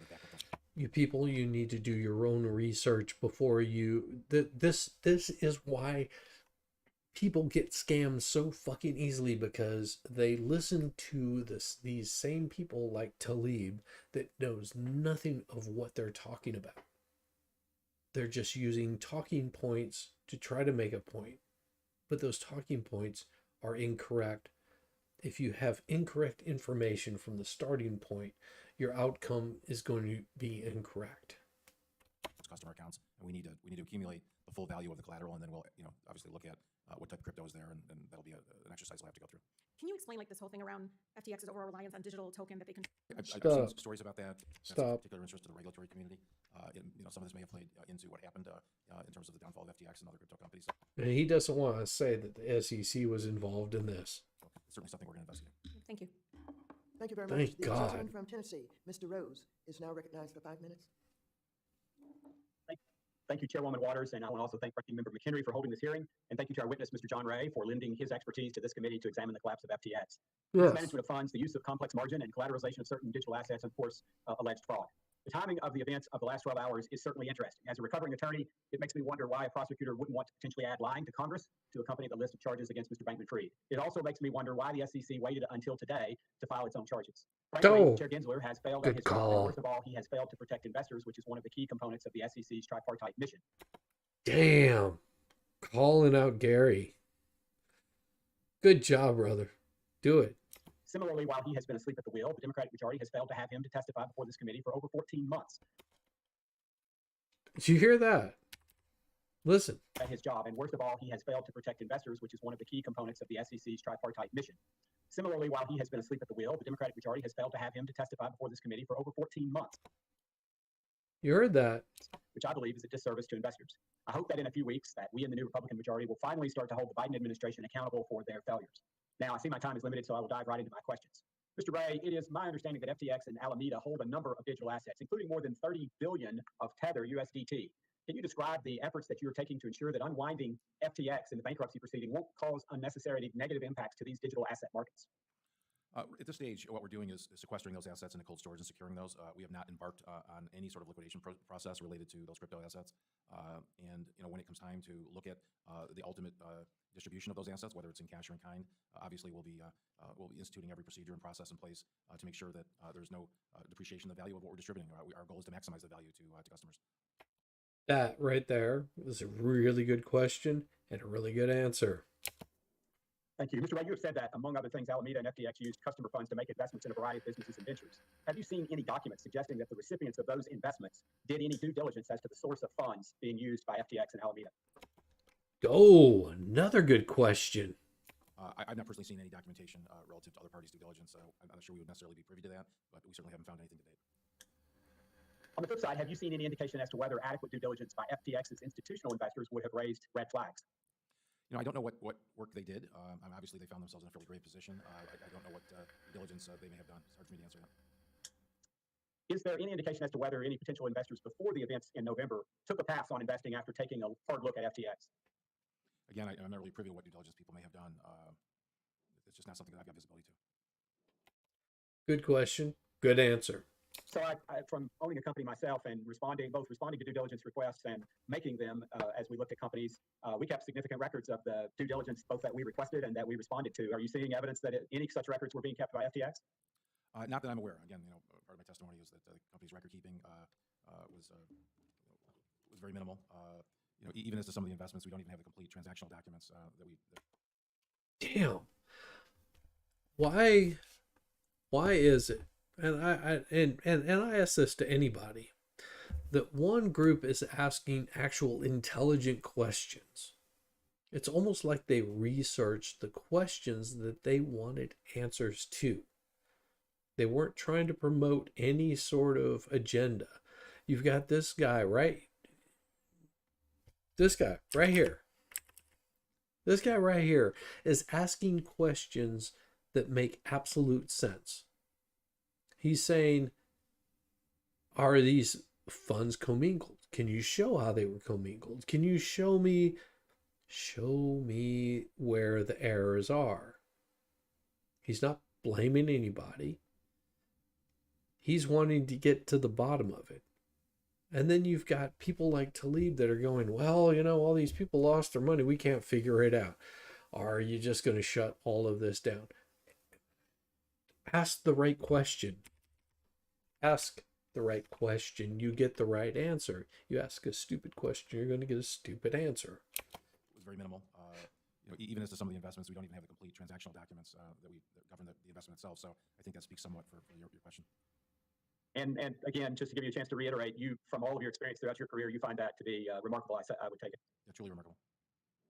Well, thank you again for being with us today. And Chairman, thank you. I yield back the balance of my time. Thank you. The gentlewoman from North Carolina, Ms. Adams, is now recognized for 5 minutes. Thank you, Madam Chair, and thank you, Ranking Member McHenry, for hosting the hearing today. And to you, Mr. Ray, thank you for being here. Mr. Ray, judging by the reaction of my colleagues, it's clear how frustrated we are, especially given your testimony where you state that you had never seen such an utter failure of corporate controls at every level of an organization. We've already You heard told us this. today it'll take some time. But you're the expert here. Do you genuinely believe that these customers are ever going to get their money back? Well, certainly, we're working hard to cover all the assets. God damn, another stupid question. Of investment and risk taking in the market, or was this fraud? It was fraud. He already said that. I want you to touch on the quality of FTX's bookkeeping. Was there a discrepancy between what it disclosed to its investors versus? Yes. Are you paying attention? Yes, that's exactly what he said. We have in cash and our liabilities, and we'll do that on an entity-by-entity basis.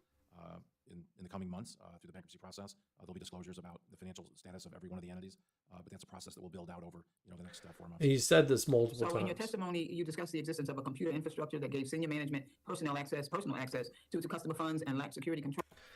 Jesus Christ, you people. Stop reading every single thing that you're going to ask and ask a fucking cognitive question. So can you describe examples of the misuse of customer funds and obviously trading that occurred that caused losses? Understand the FTX collapse and what could be done to prevent a future fraud like this from ever occurring again where individuals lost their money. It's complicated by the fact that FTX is domiciled in a foreign jurisdiction, and by all indications, Mr. Bankman-Fried is also in a foreign jurisdiction at this time. And so we should ask ourselves tough questions as to why a company like FTX would choose to set itself up in the Bahamas rather than the United States in the first place. I think that's a question for Congress. And also, we can't lose sight of the fact that millions of Americans lost money in this. I'm outraged. I think you're outraged. The American people should be outraged. Let me dive in. A day after FTX filed for bankruptcy, multiple outlets reported that there was a hack or potential theft. You have stated unauthorized access to certain assets occurred and that the company was in touch with law enforcement officials and regulators. Have you determined whether, in fact, assets were moved out after the bankruptcy? Yes, clearly there was assets moved out after the bankruptcy. And do you know whether or not that was an actual hack, or was this...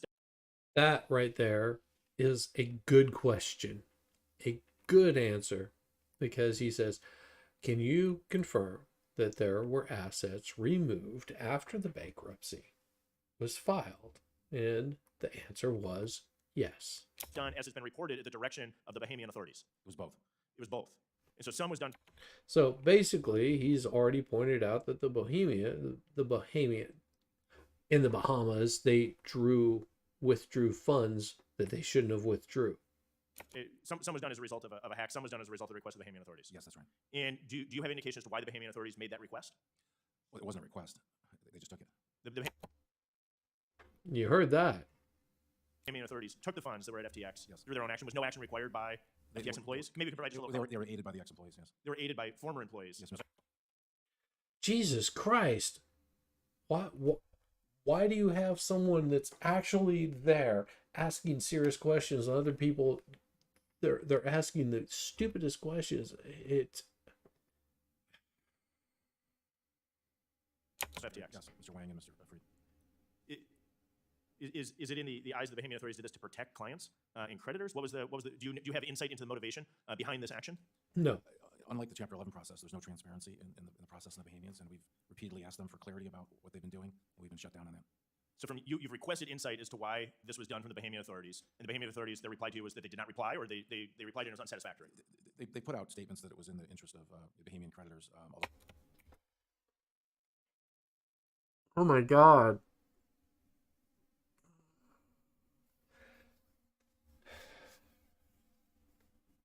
Why are some people asking good questions and other ones are not? Is this the level of competence that... And I'm saying this because I don't know if this guy is Democrat, Republican.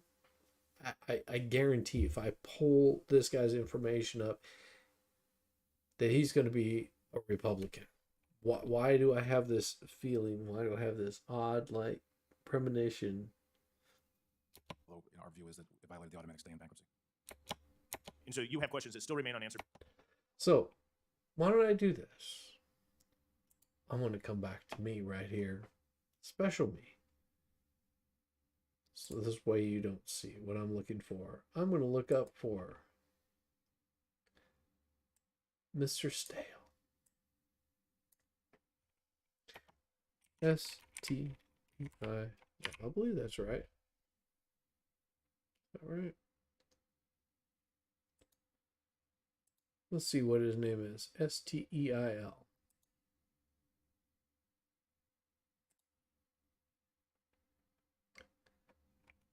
So, Representative Brian Stale is from Wisconsin. Let's find out a little bit about him.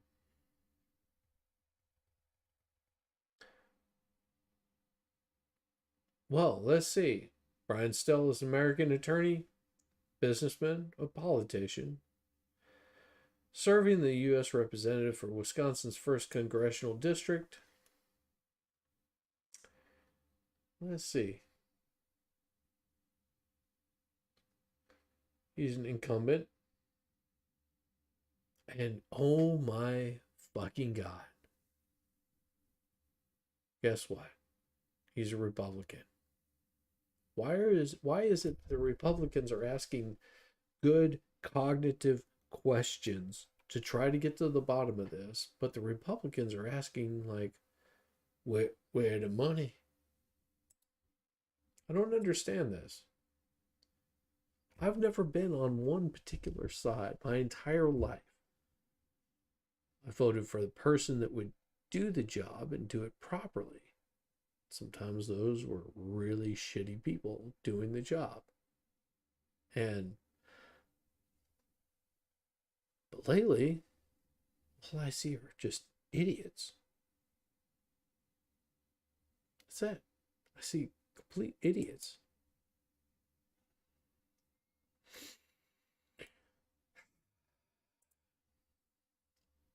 Lest I continue. By the Bahamian authorities that would shed additional light into your investigation if that information was provided? Yes. Do you believe that at that time Mr. Bankman-Fried was attempting to undermine Chapter 11 cases by expanding the scope, by moving assets to accounts under the control of the Bahamian authorities? It appears so. So it appears that he may be working to undermine the scope of federal bankruptcy, U.S. federal bankruptcy law. That's what it appears, yes. And so then do you still believe that the Chapter 15 case should be consolidated in the Delaware Bankruptcy Court? No, I do not think so. What do you think should be, what do you think would be the best course of action? They have a liquidation proceeding relative to FTS Digital Markets. They filed that proceeding there. That is their proceeding.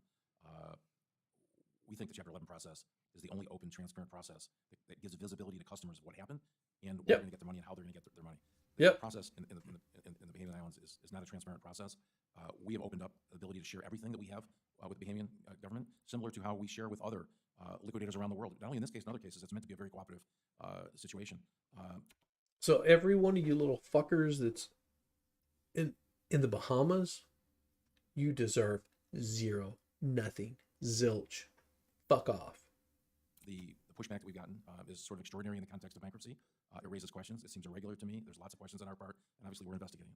I appreciate your candor on that point. I think that's a really important point that we look at. Again, one of my concerns is we look at overall crypto policy, shifting away from this specific bankruptcy, is that we have a large number of crypto companies that have chosen to domicile outside the United States rather than inside the United States, and a lack of a regulatory framework inside the United States. My concern is that's moving people to be offshore, and when they're offshore, when a fraud like this occurs, it's at a detriment of Americans who place their money in trust of a company like FTX. I appreciate you being here, cognizant of my time. I yield back. Those were some really good The points. gentleman from Massachusetts, Mr. Lynch, who is also the chair of the Task Force on Financial Technology, is now recognized for 5 minutes. Thank you, Madam Chair. Thank you, Mr. Ray. I appreciate your patience with us today and your testimony. Recently, we received a leaked copy of Mr. Bankman-Fried's intended testimony. Apparently, it was leaked to Forbes. Basically, he continues to allege that this was all an accident. Oh, well, let's see. That was leaked to Forbes. We'll write that down. Maybe we'll pull up, pull that up.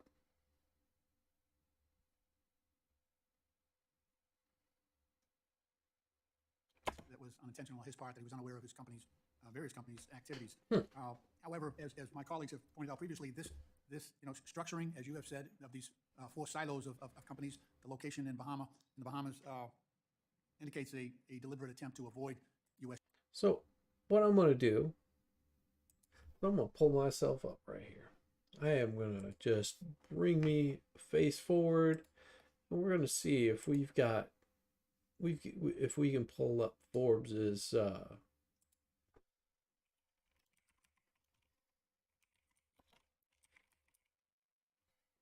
let's see if we've got anything that Forbes actually had to say.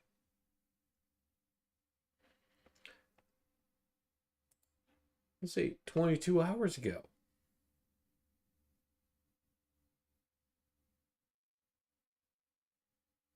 No. Damn it. I hate this shit. Let's do this. Turn. Refresh it. All right. So why don't we pull up what all these fuckers are talking about? So here we go. I'm going to close that. And I'm going to pull up what Forbes actually had to say here.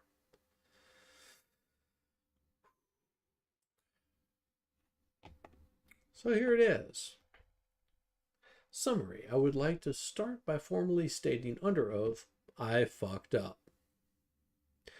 I know that doesn't mean much to say that I'm sorry, and I'm so dedicated.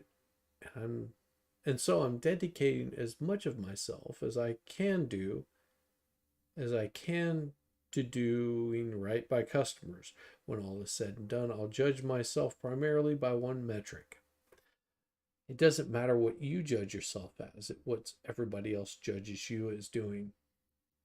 I'll judge myself primarily by one metric, whether I have eventually been able to make customers whole, which you are never able to do because you are not in control anymore, as you shouldn't be. If I fail our customers in this regard, I have failed myself. No, you failed yourself a long time ago. Last year, his net worth was valued at $20 billion. People don't understand how large $20 billion are. The difference between 20 billion and 20 million would be the difference between 200,000 and 20 million. Big difference. Big difference. Just imagine everything that you own amplified by 100. Imagine having $100. $20 billion wouldn't even pay you enough for you to replace a shoelace on one shoe. Just an eyelet. It's a lot of money. Today I would be wrong to say that I have nothing. I have a loving family and food on my plate, and that's more than life has given billions of people that you stole from. But last I saw, I believe my bank account has about 100K in it. Don't believe it. Okay, my bank account does, but I've got all these little crypto wallets. My crypto wallet has quite a bit of funds in it you can't access. Isn't that great? I don't know for sure because I have denied access to many of my own personal passwords, dated documents, and accounts. Basically, they locked you out of removing any sort of funds or spending any of it because you're going to be arrested. As of today, and many other members of FTX International former management team are missing access to key data that could help inform customers, inform the Chapter 11 team's decisions, and inform foreign regulators looking after FTX International. Nearly all of this data is held by the Chapter 11 team, as it should be. Basically, they freeze all your assets and you are not allowed to touch any of that shit. There's a reason for that.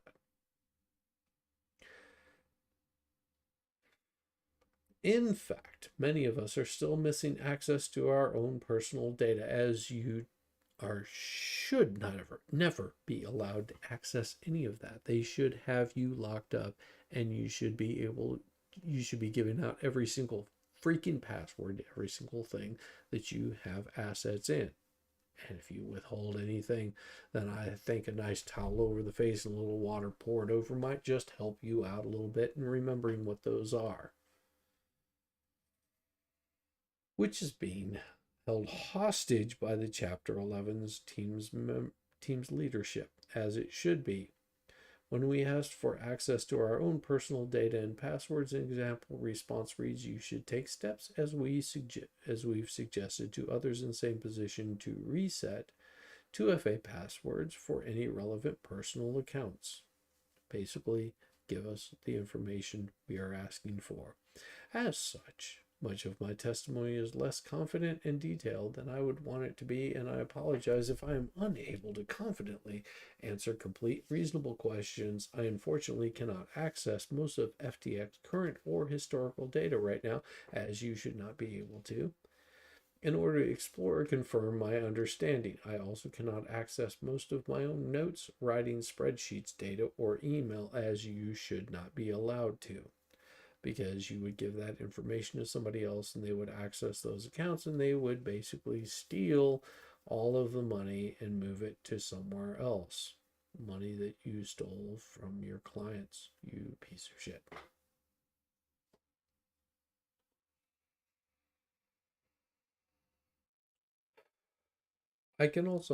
I also cannot access most of my notes, writing, spreadsheets, data, or email. Mr. Ray's team has even refused to return to me my credentials for purely personal accounts, because you should not have access to any of those. I deeply regret giving in to pressure to sign forms that precipitated the Chapter 11 filing just a few days after FTX International became potentially insolvent. Among other things, the Chapter 11 team was thrust into a very difficult situation, as it should be, because you were stealing people's money. And I worry that they were given very misleading information by a few members of the FTX US team when they joined. They are trying to manage multiple complex global entities and systems without support from many of the teams that used to run them, because those teams were doing crooked shit and you were leading them all. I believe it will be extremely hard, if not impossible, for the Chapter 11 team to move forward constructively without working cooperatively with the many foreign jurisdictions that have directed regulatory and operational control over FTX International and its subsidiaries. That is the point. They want to make sure that there is people that are held accountable. I have offered many times to help the Chapter 11 team. To cite just one example, I would have been able to easily collect some pieces of data they expressed an inability to find in their court filings. I have not received responses to those offers or to any other messages. Well, how about this? You do it from a jail cell. I have reached out to Mr. Ray and Chapter 11 team numerous times. Sometimes I've been requesting access to my own data, but other times I've been attempting to alert them to potentially important information for their jobs and duties to creditors and customers of FTX. I don't believe you, Sam. I have sent 5 emails to Mr. Ray. That's it. Mr. Ray has never responded, nor has he reached out to me to communicate in any other ways, because you do not have any control over your funds anymore. He has not responded, for instance, to an email of mine that stated, "I have potentially pertinent information concerning future opportunities and financing for FTX and its creditors. I also believe that I have relevant financial information about FTX US, and further that I have potentially relevant regulatory information concerning FTX. I would love to talk to you, whether it is via email or phone, and to work constructively with you and the Chapter 11 team to do what's best for customers. So why not come back to the United States, turn yourself in, and they will be more than happy to sit you down and go through where is all the money. It's not that hard. That's all you have to do.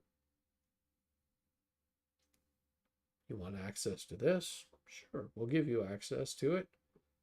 All right, there you go. There's where the money is.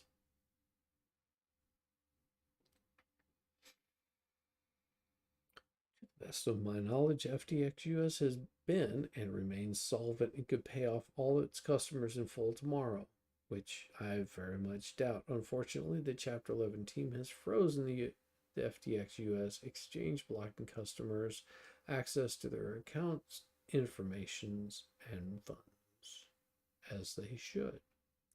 The customers who have lost assets are those who traded on the FTX international platforms, which do not accept U.S. residents. My primary focus right now, is to do right by the customers of FTX International who were hurt.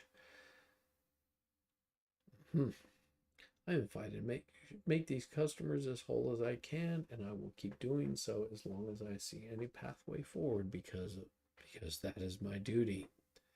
I believe that there is a credible path forward to put together billions of dollars in additional funds for FTX International customers that would involve significant external financing.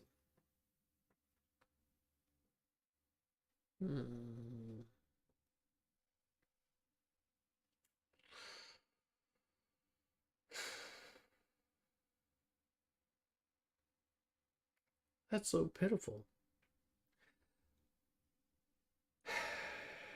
That would involve significant external financing, which in turn I believe would require FTX exchange to restart operations. Doing so would be significantly easier if the Chapter 11 team worked cooperatively with the foreign jurisdictions that have regulatory authority over FTX International and subsidiaries.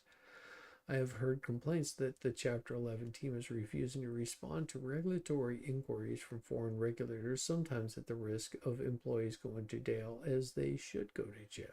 I have also heard complaints of the Chapter 11 freezing or otherwise interfering with funds duly belonging to various operating entities of FTX International. Well, that's where you screwed up.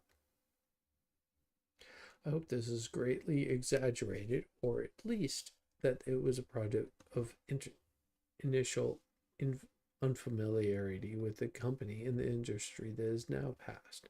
It has been a month since Chapter 11 filings, and the password to my LinkedIn account still hasn't been returned, though I am not overly optimistic. I have a duty towards the colleagues and supporters who fought FTX day after day and who were deeply hurt by a collapse, but they don't bear any responsibility for what happened. This reconstruction of events concerns FTX International, a non-U.S. crypto exchange for non-Americans run out of the Bahamas and is not regulated in the U.S. To my knowledge, FTX US, a separate U.S.-based exchange, but they're all boiling it down into the same pot. So basically, if he can access FTX US to try to make these customers whole, those funds that are in FTX US can be transferred into FTX International, and therefore they will be able to withdraw all of those funds, but they basically locked them out from doing that. And now he's sweating.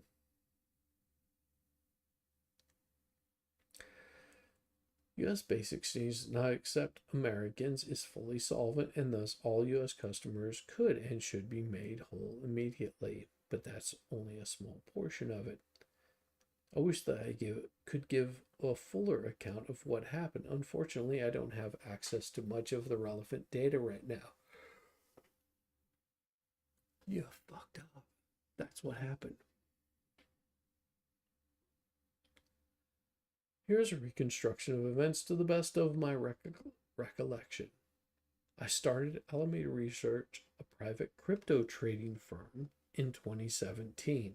I started FTX International, a non-US crypto exchange for non-Americans, 2 years later. I began transitioning away from an active role in Alameda Research then, but he was still CEO. I started FTX US, a US crypto exchange that does accept Americans, in 2020. And who gave you permission to do that? That would have been the SEC. I started FTX in reconstructing the events of 2021 to 2022. I'm relying on memory and exploitations. Whatever. Don't have access, and I was not fully aware of many of the critical events at the time that happened, and don't have access to the relevant data now that would allow me to confirm or disconfirm my best guess at this point. In particular, I was not running Alameda Research this past year, but you'd been doing this for many years. FTX is a derivatives exchange, as true for most financial exchanges. Users are permitted to put on margined or leveraged positions. This means that users are allowed to put down less than the full cost of their positions, with their obligations to repay backed by posted collateral. A significant percentage of customers on FTX exchange engaged in margin trading. Alameda Research was one such user. FTX was licensed and regulated to operate by regulators globally, including Bahamas, Switzerland, Japan, Australia, Cyprus, and Dubai. But that's FTX, not FTX US. Over the past year, as markets crashed, Alameda assets fell substantially. In late 2021, I believe that Alameda Research likely had a net asset value of substantially over 50 billion market to market.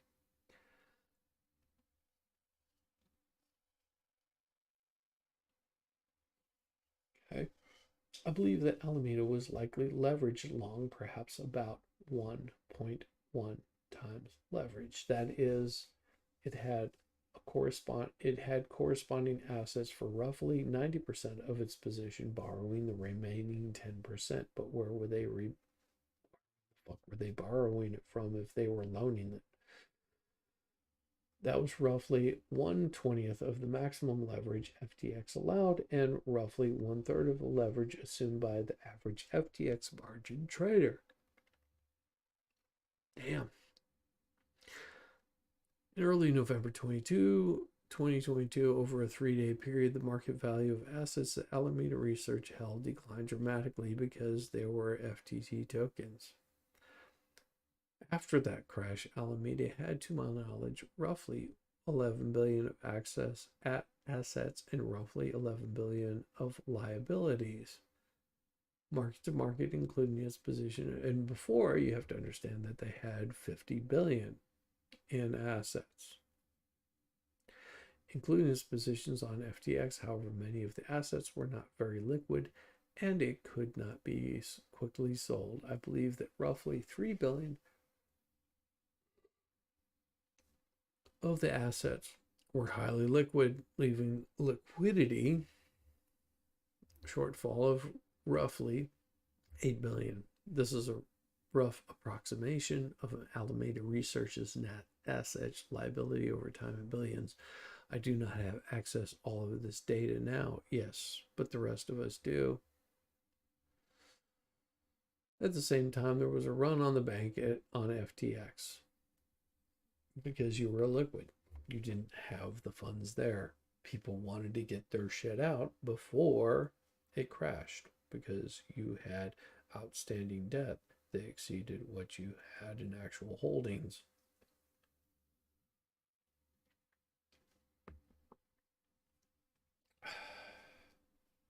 Roughly 4 billion of client withdrawals per day starting shortly after Changpeng Zhao, CZ, Binance CEO, tweeted on November 6th that he would sell all of his company's holdings on FTT, which he should. Smart man. Token that Alameda Research had a substantial holdings in. So you are borrowing from Paul to pay Paul. What it looks like to me. This put extreme pressure on FTX and forced the exchange, pardon me, to margin call substantial customer positions. Alameda Research was not able to deliver sufficient liquid assets for its margin call and defaulted against FTX International. Thus, FTX International was unable to meet customer withdrawal requirements. What went wrong? You were stealing from your customers. Large number of things had to go wrong for this to happen because I was not running Alameda. I was not aware of some of the critical events at the time. But you were still in charge at Alameda. You were stealing from yourself to give to yourself and using other people's funds to do that. Alameda Research became insolvent when the economic environment changed. This is why you don't leverage yourself. As tightening monetary policy, a war, and a supply chain problems hit through 2022, but digital assets are not a supply chain because you can access those anytime, anywhere, as long as you have electricity, a computer, and internet connection. Asset prices crashed. I believe that Alameda's assets fell roughly by 90% over the course of the year, and even 10% leverage was too much. You were leveraging yourself. Like I said, you were stealing from Paul to give to Paul. Run on the bank forced immediate liquid delivery from FTX. This meant FTX had only a few days to margin call a substantial, fairly liquid margin position. Of course. Failure of hedges is best I can reconstruct looking back in late 2021. Alameda Research was not sufficiently hedged. But you had access to that information because you were sleeping with the CEO. Piece of shit. By the fall of 2022, I believe that Alameda Research had a margin position of roughly $8 billion and likely had a roughly $8 billion of hedges. However, that crash that occurred in November, blah, blah, blah. Failure of FTX's internal controls that you were in charge of. I won't beleaguer this point because at the end of the day, you fucked up. I will note. Yes, he fucked up. I will note briefly the following. Alameda's assets fell really quick at the beginning of November 6, 2022, hours after somebody tweeted something. So you had funds that you didn't have funds to back. You had a token that you couldn't back. That tweet followed what I believe to be a month of sustained negative PR on FTX. All right, let me explain something here. Just so you understand, it makes very little sense for one company to be the only exchange or the main exchange or in control of all of the assets. The reason for this is whenever you have competition, it allows for innovation because people want to do better than the next person. It doesn't mean they want them destroyed. If you're doing illegal shit and you're doing it wrong, then yes, they will probably want you destroyed and not performing in that realm. Sort of like a cheater in the game of poker. Everybody knows that you're a cheater, but they need to expose the cheater to everybody else. So that way the cheater is caught, exposed, and eliminated from that realm of existing in that area because you're a fraud.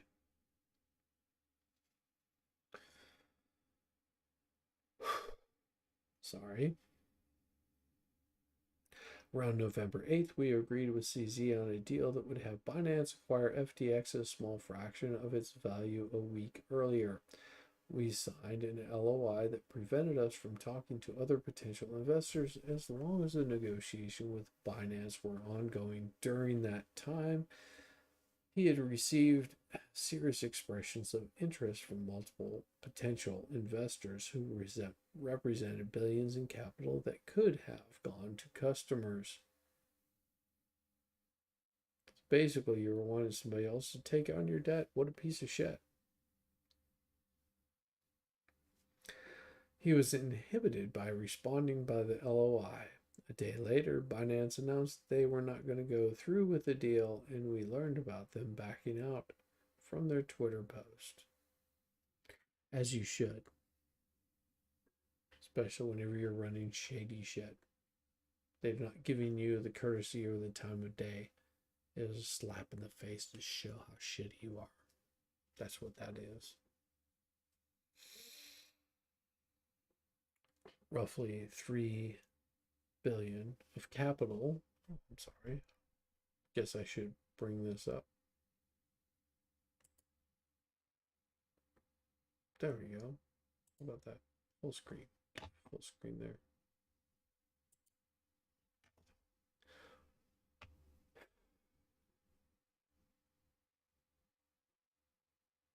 Roughly $3 billion of capital was used buying Binance's stake in FTX because Binance's equity ownership was causing KYC issues for FTX.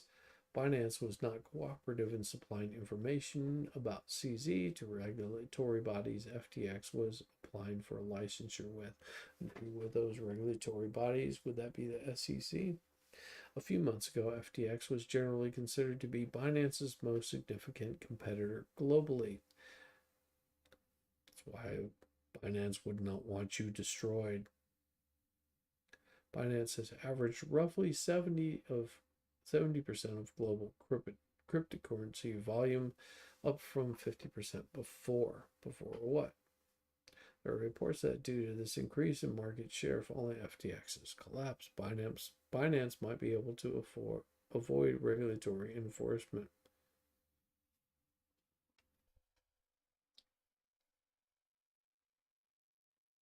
I mean, I'm reading through this and I'm going, well, if you're the second best competitor, why would they be buying you out? Saying, you think about it, it's like having Coke and Pepsi. Doesn't matter which side you fall on. They're the two main Coca-Cola manufacturers. If for some reason Pepsi says, we're buying out Coke, people are going to be a little concerned, like, I thought, you guys were equal, pretty damn close, but you weren't. Binance was being up here, being down here, FTX, way down here. Now, it would be really good for Binance to get them on a competitive basis, butting heads. But they still respect each other equally, no different than Apple or Microsoft, because you had Apple on one hand, you had Microsoft on the other. They might have disagreed, they might have all their little squabbles or whatever, but in the grand scheme of things, you have your Windows people and you have your Apple's people, and they work against one another and they promote each other. Doesn't matter which side of the fence you fall on. That's sort of the goal whenever you've got a large company like that, is you do battle, but you do battle very kindly towards one another because it is benefiting both of you. I don't know if Sam doesn't understand this or what. There's much more to say about Binance, its role in the cryptocurrency ecosystem, and its relationship with FTX, but this is neither the place nor the time for it. For the above to go wrong, as I, as CEO of FTX, had to make a number of significant mistakes. I believe that the thread that most ties them together is that for much of 2022, I was less grounded in operational details than I had been before.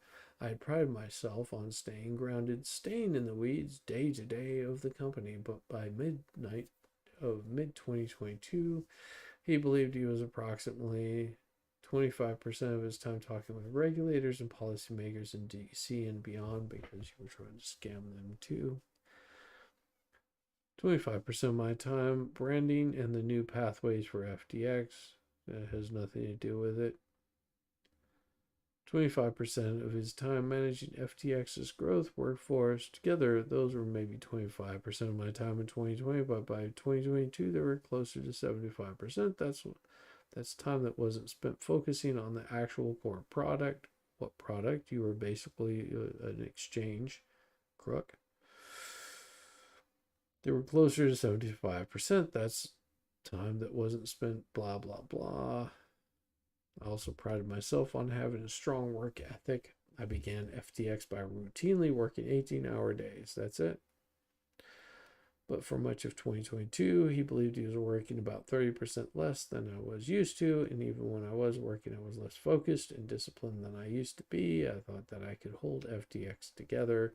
Despite the expansion, he was wrong. I bit off more than he could chew and ended up failing to focus on risk management. No, you just got caught. So he's going on and on about this because what he's saying, I'm gonna save this because this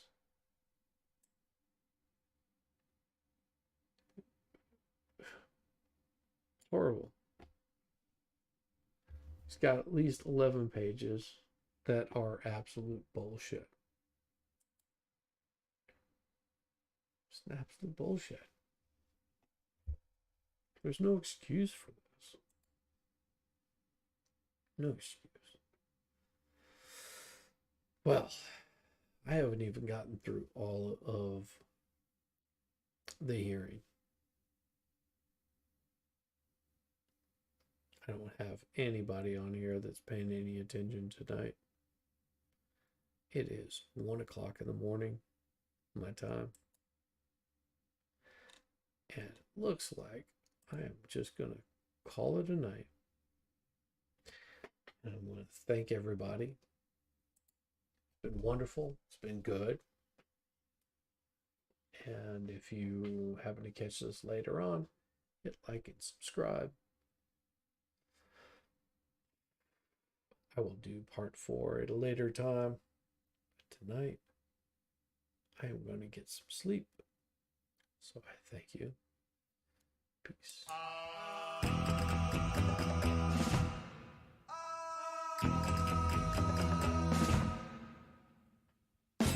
Exótica.